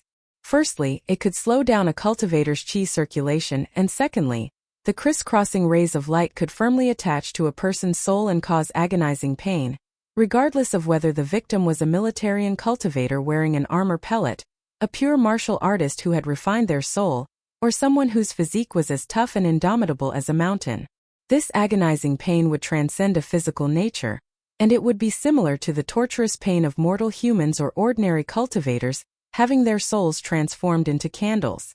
The short formation cultivator swore and retrieved another stack of yellow paper talismans, making them hover near the golden sword-suppressing talisman and interact with one another's spiritual light, seemingly forming another small talismanic formation.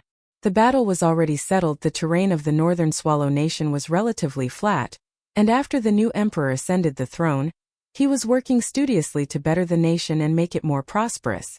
The northern Swallow Nation also had two regions that were good for raising horses, and this allowed the combat power of their cavalry units to be far superior to that of the southern Thorn Nation and the Five Mountain Nation. Located further north of the northern Swallow Nation was the Green Oriole Nation, a nation that had many stories about the feats and deeds of immortals ever since ancient times. The literati notes and fantastical novels of the Green Oriole Nation also talked much about water spirits and flood dragons. Sui Jingcheng was wearing a veiled hat and dressed in the bamboo robe Dao robe, so it wasn't a big issue to ride during the day even though the blazing sun of midsummer was blasting down on them. Rather, it was Qian Pingan and Sui Jingcheng who needed to look after their horses. The two of them stopped under the shade of trees beside a riverbank today, and Sui Jingcheng decided to take off her veiled hat since there was no one else around the limpid river. She also took off her boots and socks and placed her feet in the water, exhaling in satisfaction. The senior sword immortal was sitting nearby, and he retrieved a jade bamboo folding fan but didn't use it to push around any cool air. Instead, he opened the fan and gently swayed it back and forth, causing the characters on the fan to undulate like duckweed floating through a stream. Sui Jingcheng had seen this once before, and the senior sword immortal had explained that these were immortal characters extracted from a talismanic ship belonging to the Spring Dew Garden, a residence located atop some mountain. Sui Jingcheng was actually slightly worried about the senior sword immortal's wounds. The powerful arrow of a cultivator had directly shot through his left shoulder, and his entire body had also been enveloped by a talismanic formation. Sui Jingcheng was unable to fathom how the senior sword immortal could remain so calm as if nothing had happened. Indeed, he had only been lightly massaging his right hand as they traveled. Sui Jingcheng turned around and asked, "Senior, were those assassins sent over by Chao Fu's master and the Golden Scale Palace?" Qian Pingan nodded and replied, "I can only say that this is the greatest possibility. The assassins possessed a unique trait, that being their origin from a renowned cultivation force located in the southern region of the northern complete reed continent. I call this a force, but they don't actually have a base in the mountains and only have the name Deer Cutter Mountain. Because of this, all of the assassins hailing from this force are called faceless people. Anyone from the 3 teachings and the 100 schools of thought can join this force, but I've heard that there are quite a large number of rules that need to be followed. For example, there are rules regarding how one can join the force, how one should kill people, how much money one should accept, and so on. Qian Ping'an smiled and continued, Deer Cutter Mountain also has one paramount rule. They'll only dispatch assassins one time after taking money and accepting a job. If the assassination fails, then they'll only take half of the money regardless of how many assassins are wounded or killed. Moreover, Deer Cutter Mountain won't target the same individual twice if they manage to survive the first assassination. In other words, we don't need to worry about being targeted by Deer Cutter Mountain again, at the very least. Sui Jingqing sighed and said in slight sorrow and guilt, At the end of the day, these people are all targeting me. Even though the senior sword immortal had looked calm and carefree the entire time, Sui Jingqing was extremely attentive and knew that it hadn't been easy for him to deal with that assassination attempt. Qian Ping'an closed his folding fan and said slowly, When walking on the path of cultivation, fortune and misfortune often come hand in hand. The large majority of qi refiners need to overcome these forms of hardship and difficulties. The bumpiness of people's paths might vary, and the hardships faced by different people will also vary in level. I once came across a pair of lower 5-tier cultivators from the mountains, and the female cultivator was unable to break through her cultivation barrier and advance to the next tier simply because she needed a few hundred snowflake coins. If things kept getting delayed, then a good situation would have eventually turned into a bad situation, even a life-threatening one. The couple was left with no option but to take a risk and enter the dangerous southern region of Skeleton Shoal, gambling with their lives for the sake of earning some money. Was their mental suffering not a form of hardship? It was, and it was quite a significant hardship. Their journey wasn't any easier than your journey to the pavilion. Sui Jingqing smiled and asked, Did Senior coincidentally come across them and help them out? Qian Ping'an didn't say anything. Sui Jingqing knew the answer straight away. Qian Ping'an used his folding fan to point at Sui Jingqing. Sui Jingqing smiled knowingly, crossing her legs and closing her eyes before focusing her attention and starting to cultivate according to the immortal technique, recorded in the upper lofty mystical mystery. When cultivators meditated and performed breathing techniques, mystical ripples would appear in the surroundings and repel insects, as well as the harsh elements.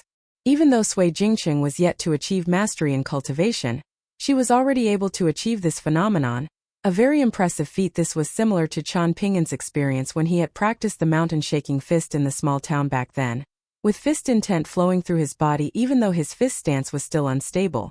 Qian Ping'an had been oblivious to this, but Ma Kuxuan's Dao Guardian from True Martial Mountain had seen through it in a single glance. In other words, Sui Jingqing's cultivation talent was genuinely outstanding.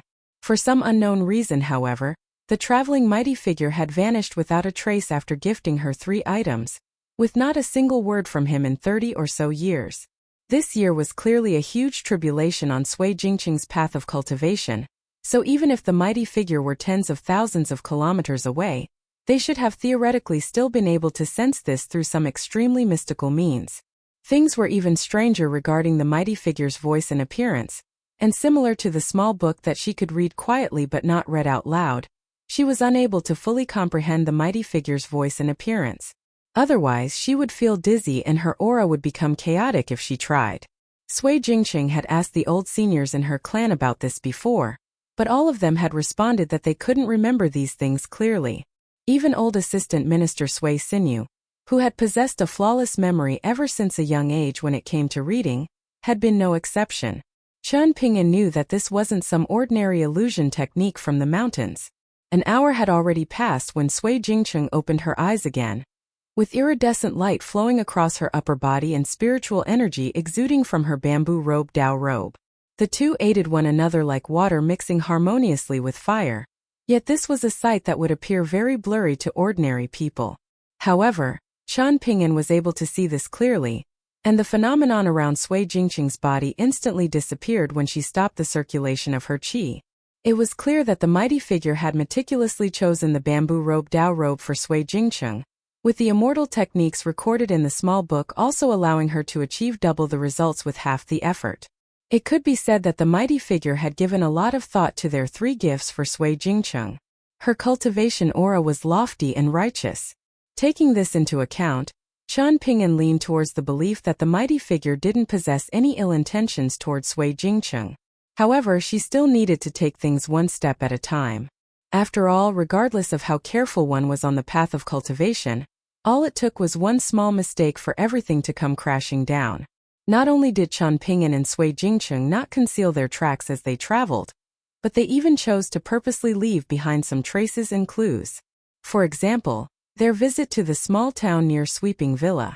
If the mighty figure still didn't appear even after they arrived at the Green Oriole Nation, then Chen Ping'an would have no option but to put Sui Jingcheng on an immortal ship to Skeleton Shoal's Flax Robe sect. Afterward, she would need to take an intercontinental ship to the Immortal Ferry Station located at the eastern treasured Vile Continent's Oxhorn Mountain. According to Sui Jingcheng's own will, she would then become Cui Dongshan's unofficial disciple and cultivate together with him. If there truly existed fate between Sui Jingcheng and the mighty figure, then there would naturally come a day when they reunited and became legitimate master and disciple.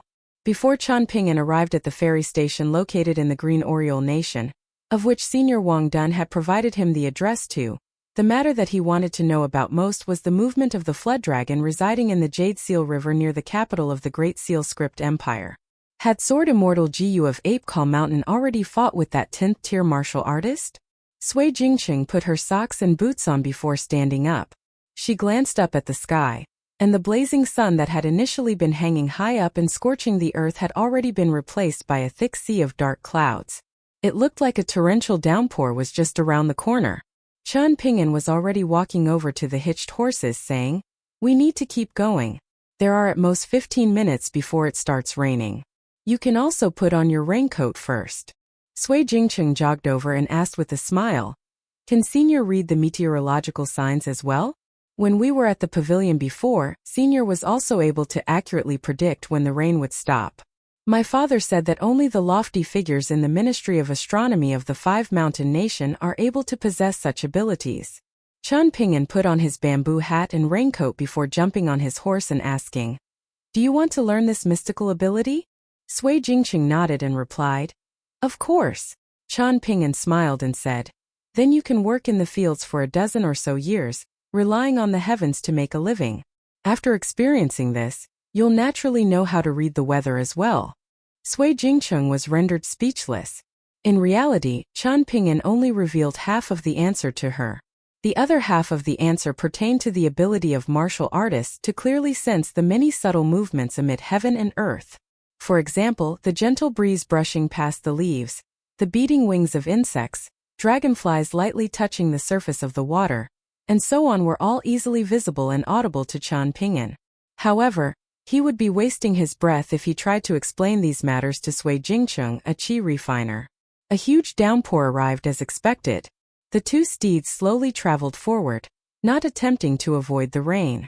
Sui Jingcheng never complained about the strong wind, blazing sun, or pouring rain as they traveled north, and it wasn't long before she realized that this was also a form of cultivation.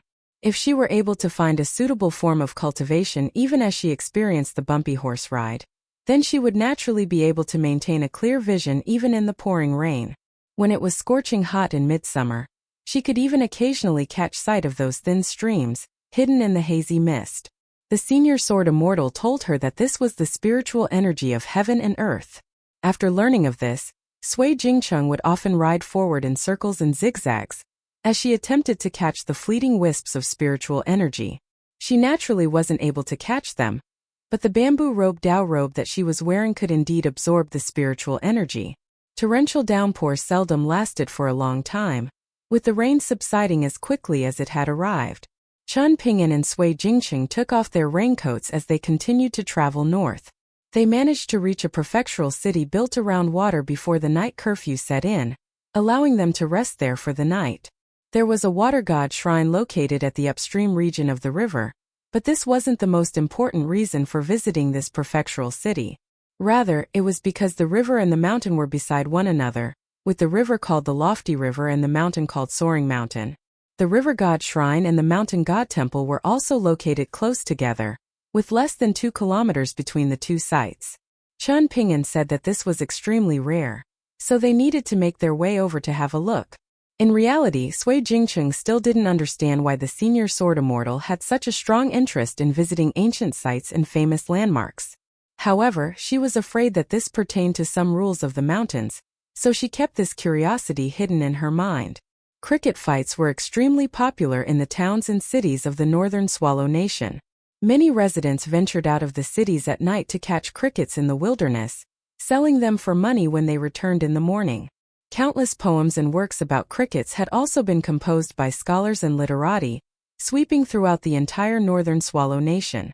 However, many of these poems criticized the current situation and subtly derided the popularity of cricket fights. Even so, the anxiousness of these scholars and literati could only be slightly alleviated through the form of composing poems and essays. Meanwhile, the extravagant residences of officials and nobles and the small homes of ordinary residents were still filled with the chirps of crickets and the delighted shouts of spectators, with these sounds reverberating throughout the entire nation. Thus, even though the two steeds had entered the prefectural city during the evening, the number of people leaving the city was far greater than the number of people entering the city. Those leaving the city were all carrying cricket cages of various shapes and sizes, and the sight of this was truly quite strange. The inn they were staying at was very large, and it was said that the inn had been repurposed from a large but decommissioned relay station. The owner of the inn was a wealthy descendant from the capital, and after purchasing the relay station for a low price and spending a large sum of money to renovate it, he was now enjoying booming business and good income. There were the calligraphy works of literati left on many of the walls, and there was even a lush bamboo forest and a pond at the back. Chun Ping'an left his room at night, taking a stroll along the small path beside the pond and the swaying willows. When he returned to his room to practice fist techniques, he said to Sui Jingqing, who was wearing her veiled hat and standing on the small path, "There aren't any major issues. You can take a stroll by yourself without a problem."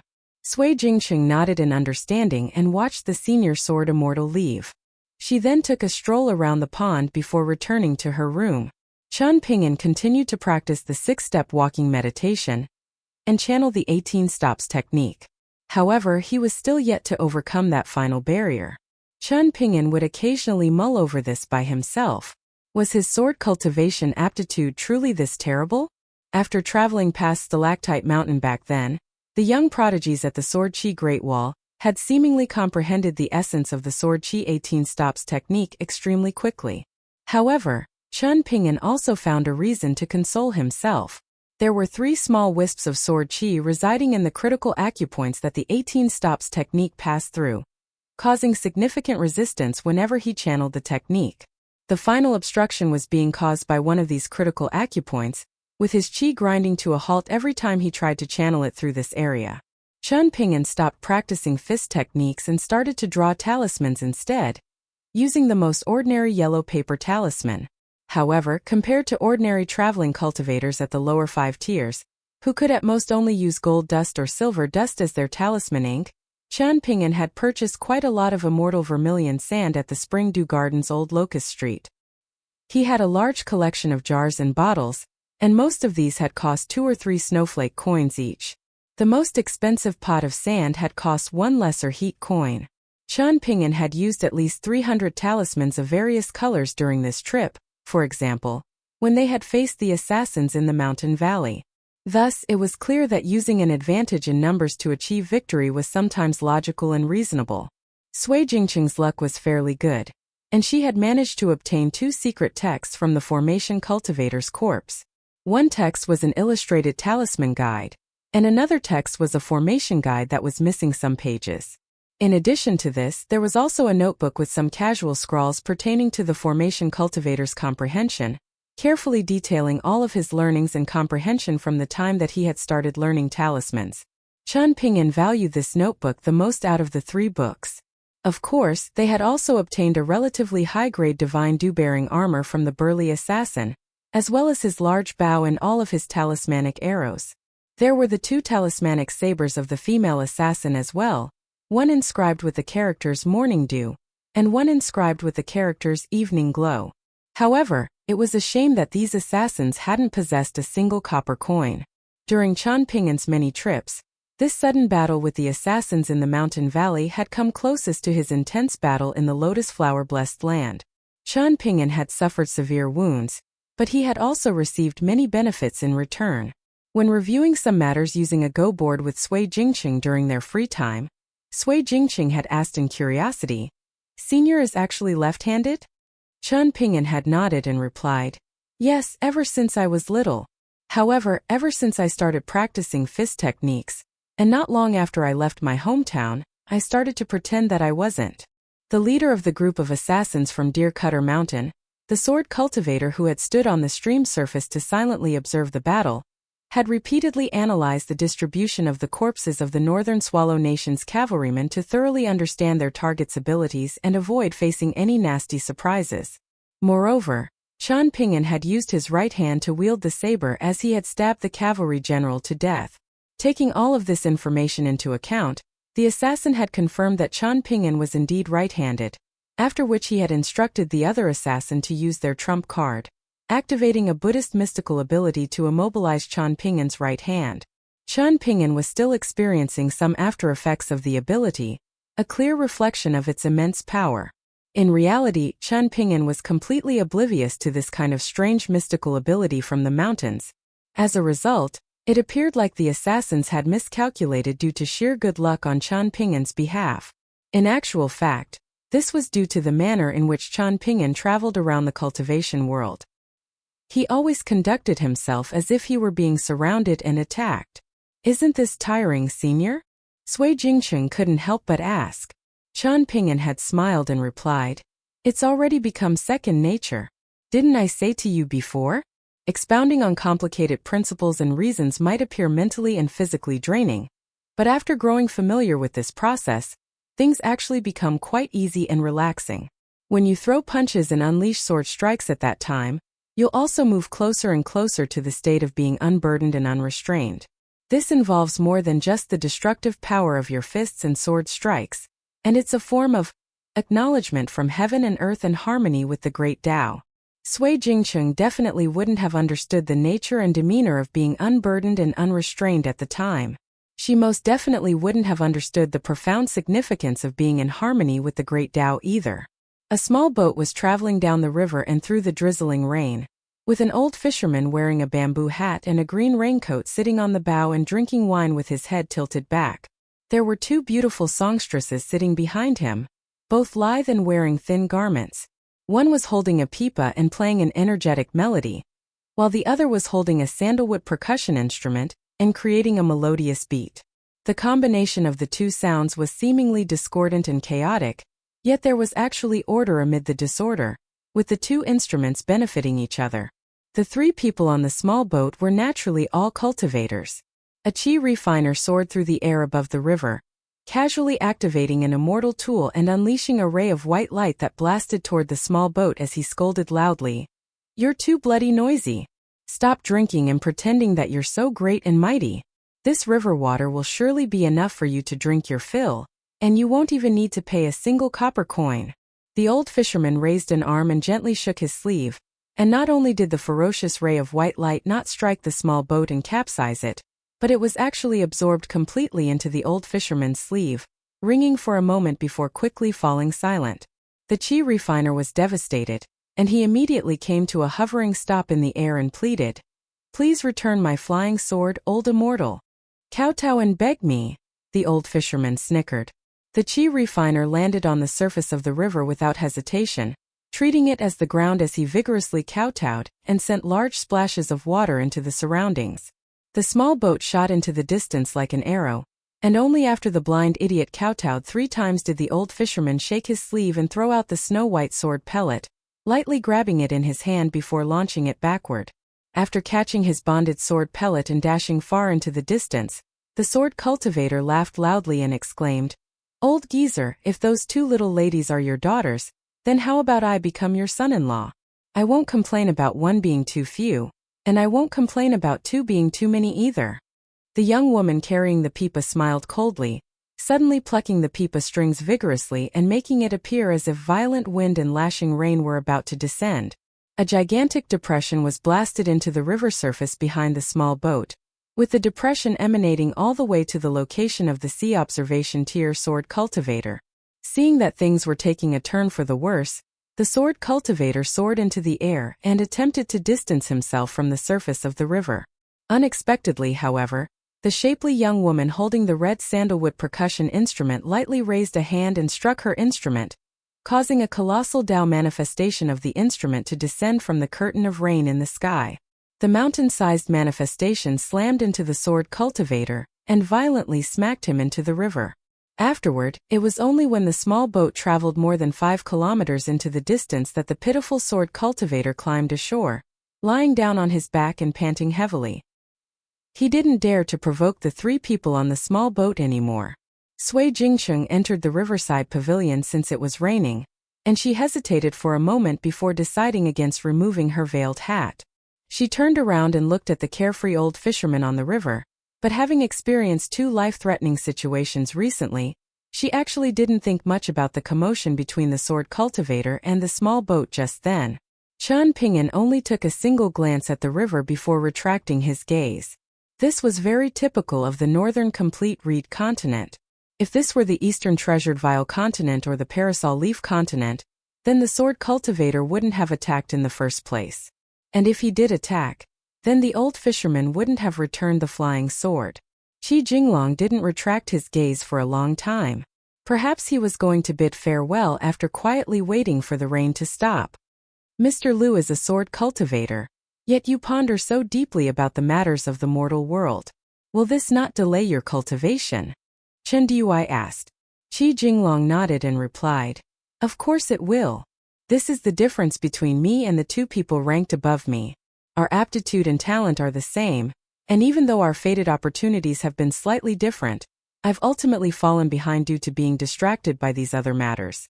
One of them once encouraged me to think less about the matters outside the mountains, suggesting that I focus on practicing my sword instead. After all, it won't be too late for me to ponder on these matters after I advance to the upper 5 tiers." Chen Ping'an smiled and replied, "Today's gain and loss might be tomorrow's loss and gain." "Thank you for your blessing," Qi Jinglong said with a smile. "Is Mr. Liu voluntarily contemplating these external matters?" Chen Ping'an asked with a serious expression.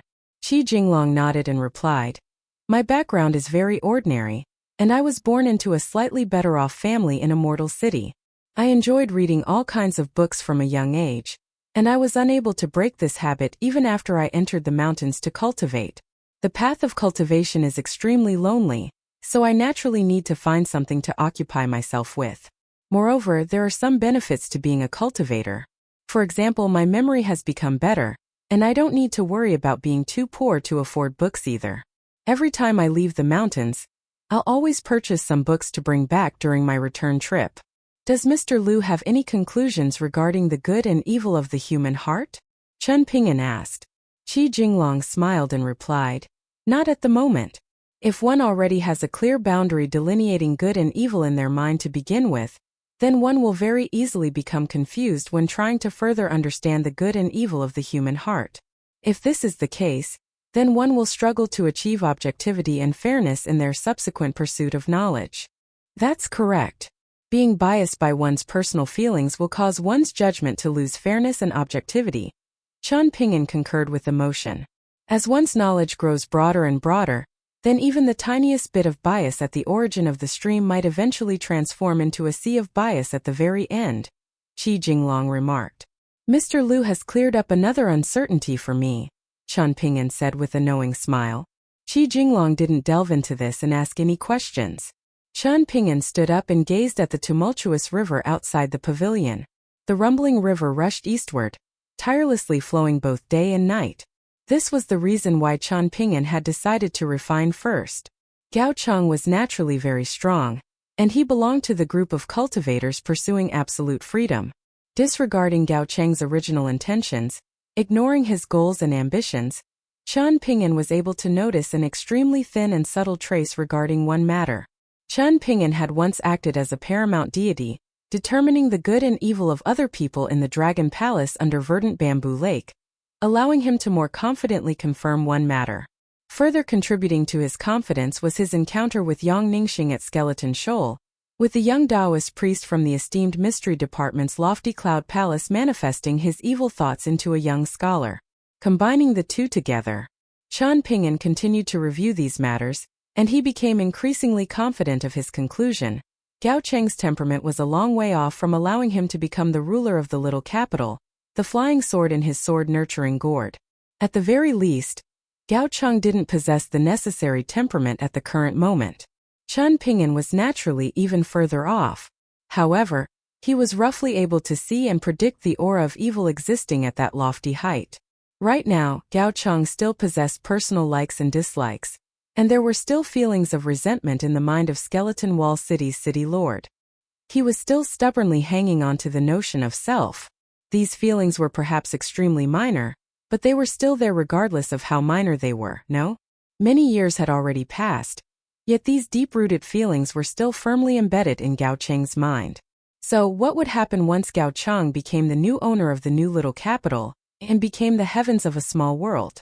The extremely minor biases in Gao Cheng's mind would continue to grow following the expansion of Little Capital, and as Gao Cheng ascended to an increasingly lofty height as time went on, and as the ghosts and spirits in Little Capital continued to increase in number, these minor biases would eventually transform into boundlessly large biases.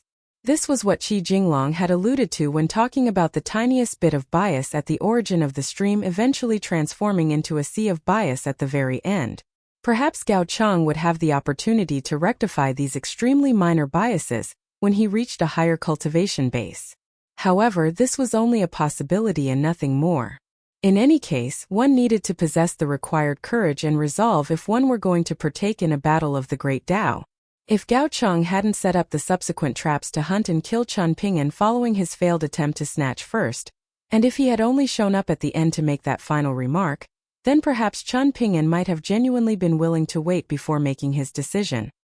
He might have waited until after completing his trip around the northern complete reed continent to decide whether or not he wanted to visit Skeleton Shoal's Skeleton Wall City. Chen Ping'an felt like there were only two people who could potentially complete these kinds of tasks and do them well. One was the old temple master from the Parasol Leaf continents observing Dao Temple. Indeed, noble scholar Zhong Kuei was perhaps still not at the level yet, at least not right now. The other was the eastern treasured Vile continent's Chui Chan Chui Dongshan was perhaps still lacking. The two lacking individuals were coincidentally very close and friendly with Chen Ping'an. On the other hand, Chen Ping'an didn't have any good impressions of the two capable individuals. Was this not a case of being frustrated and helpless about worldly matters? One wouldn't suddenly become perfect and correct in all areas just because they were a friend, and one wouldn't suddenly become flawed and incorrect in all areas just because they were an enemy. Should one educate their friend when they committed wrongdoings? Should one learn from their enemies when they did good? Whether one was in the mountains or outside the mountains, these matters all pertain to cultivating the mind. The light drizzle gradually subsided. "Mr. Liu, are you able to accompany the two of us for a while longer?" Chen Ping'an asked. Qi Jinglong nodded and replied, "Of course." Before leaving the riverside pavilion, Chen Ping'an asked, "Is Mr. Liu's reason for not discussing good and evil so that you can eventually arrive closer to the fundamental nature of good and evil?" "Correct," Qi Jinglong confirmed with a smile. Using Confucian etiquette, Chen Ping'an bowed down and paid respects to this cultivator, whom he had encountered by chance in the northern complete reed continent. If the scholarly sage were present, he would definitely be very happy upon hearing the comprehensions of Qi Jinglong. This was despite the fact that Qi Jinglong wasn't a Confucian disciple. Qi Jinglong hurriedly stood up and returned the gesture. Chen Ping'an looked up at the elegant and refined cultivator standing in front of him, hoping that if it were possible, the lotus flower-blessed land's Chao Qinglang could also become like Qi Jinglong in the future. Of course, he didn't need to be exactly the same, and he only needed to be slightly similar. There was no need to force a person to become someone else. This was impossible, and it was also unnecessary. Just like how Chen Ping'an didn't want Pei Qian to become a copy of himself. What was so bad about Pei Qian studying earnestly and growing up slowly over at his hometown? In any case, Pei Qian was already doing better than what Chen Ping'an had imagined. In reality, Pei Qian had been learning about rules and regulations the entire time. Chen Ping'an never felt like Pei Qian was idling around and whiling away her time. She was afraid of facing hardships and afraid of the pain of practicing fist techniques? This didn't matter. As her master, and as someone who had previously been the most powerful fifth-tier martial artist in the world, he was going to strive to become the most powerful sixth-tier martial artist as well. Once he obtained the martial fortune, he could simply gift it to his opening disciple. At that time, Pei Qian could continue to study and practice martial arts without neglecting either. No? Sui Jingqing looked at the senior sword immortal, who appeared slightly unfamiliar at this moment. Compared to acting as a senior and a pseudo-Dao guardian, teaching her how to interact with the world and temper her knowledge, the senior sword immortal actually preferred to learn from others. He liked learning more than teaching her. Sui Jingqing felt slightly sad. She had initially thought that she had shuffled slightly closer to the distant senior, but in reality, she was only walking slowly along the path of cultivation, while the senior sword immortal was charging forward at an incredible speed. There would eventually come a day when she couldn't even see his shadow anymore. Even if the two of them reunited in the future, whether that was once, twice, or 3 times, what could they still talk about at that time? Sui Jingqing didn't know. There was still some distance to Dragon Head Ferry Station, and the 3 of them walked forward slowly. Chen Ping'an asked some questions about the capital of the Great Seal Script Empire. It can be said that trouble is brewing, Qi Jinglong replied.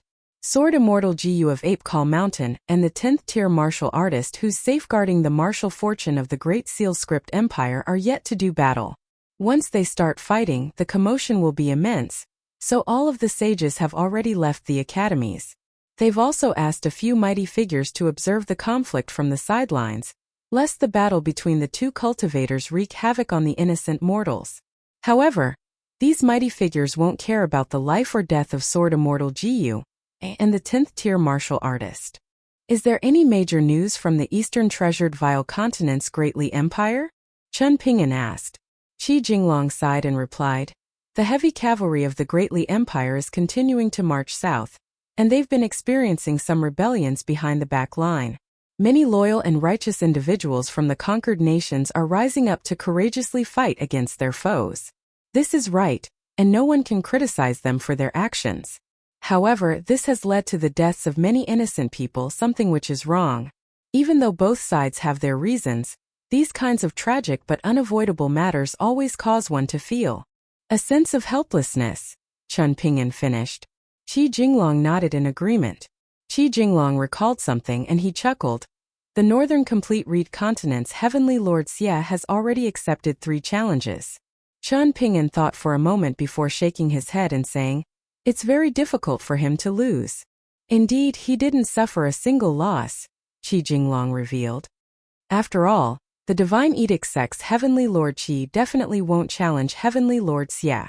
Of the 3 battles, the first battle against the Wind Snow Temple's Sword Immortal Wei Jin was the most eye-catching. Even though Wei Jin lost, this young Sword Immortal will definitely reach extremely lofty heights in the future. However, I've heard that Wei Jin has already traveled to Stalactite Mountain to practice his sword techniques at the Sword Qi Great Wall. When it comes to sword immortals like him, I feel like the stronger they are, the better. Chen Ping'an smiled and didn't say anything. You've seen him before? Qi Jinglong asked in curiosity. I've seen him once, Chen Ping'an replied. However, Wei Jin had looked at Chen Ping'an with an extremely apathetic gaze at the time. Even so, Chen Ping'an still felt like Wei Jin was a good person. Many years had already passed, and Chen Ping'an was now able to better understand Wei Jin's strength. Qi Jinglong fell silent for a moment before saying, oh right, there's another major matter. In addition to Cloud Drape Mountain, the Greatly Empire has now finished appointing the 4 remaining mountains to make up the 5 mountains. A thought immediately occurred to Chen Ping'an. He could refine a bonded item of the 5 elements. Cui Dongshan had used a small hoe to dig up 5 large sacks of 5-colored soil from the mountains of the Greatly Empire. Accumulating earth into a mountain, wind and rain could thereupon flourish. Chen Ping'an could nourish a desirable situation of harmonious mountains and rivers once he successfully refined the 5-colored soil. Many choices in his life would also change as a result. In the beginning, refining the 5-colored soil of the Greatly Empire had been the first option that Chen Ping'an had ruled out. After having 2 honest conversations with Cui Dongshan and Cui Chan afterward, Chen Ping'an completely flipped his decision and even became surprisingly resolute. Even though he had met the malicious concubine, now Empress Dowager, of the Greatly Empire on the intercontinental ship to the Northern Complete Reed Continent, Chen Ping'an still didn't change his mind. And thus there were 2 options for Chen Ping'an right now. One option was to take an immortal ship at Dragonhead Ferry Station and accompany Sui Jingqing to Skeleton Shoal's Flax Robe Sect, where he could refine the five-colored soil. This would be a safe but time-consuming process. The other option, which wouldn't delay his trip to the Green Oriole Nation, was to find an immortal inn with abundant spiritual energy near Dragonhead Ferry Station. Alternatively, he could take a slight detour and find a quiet and unpopulated mountain to cultivate in seclusion. Qi Jinglong seemingly detected the change in Qian Pingan's mind, and he hesitated for a moment before smiling faintly and saying, "I especially left the mountains this time to look for you, so I don't have much to do after having this conversation with you." Some people needed to contemplate many matters before helping other people.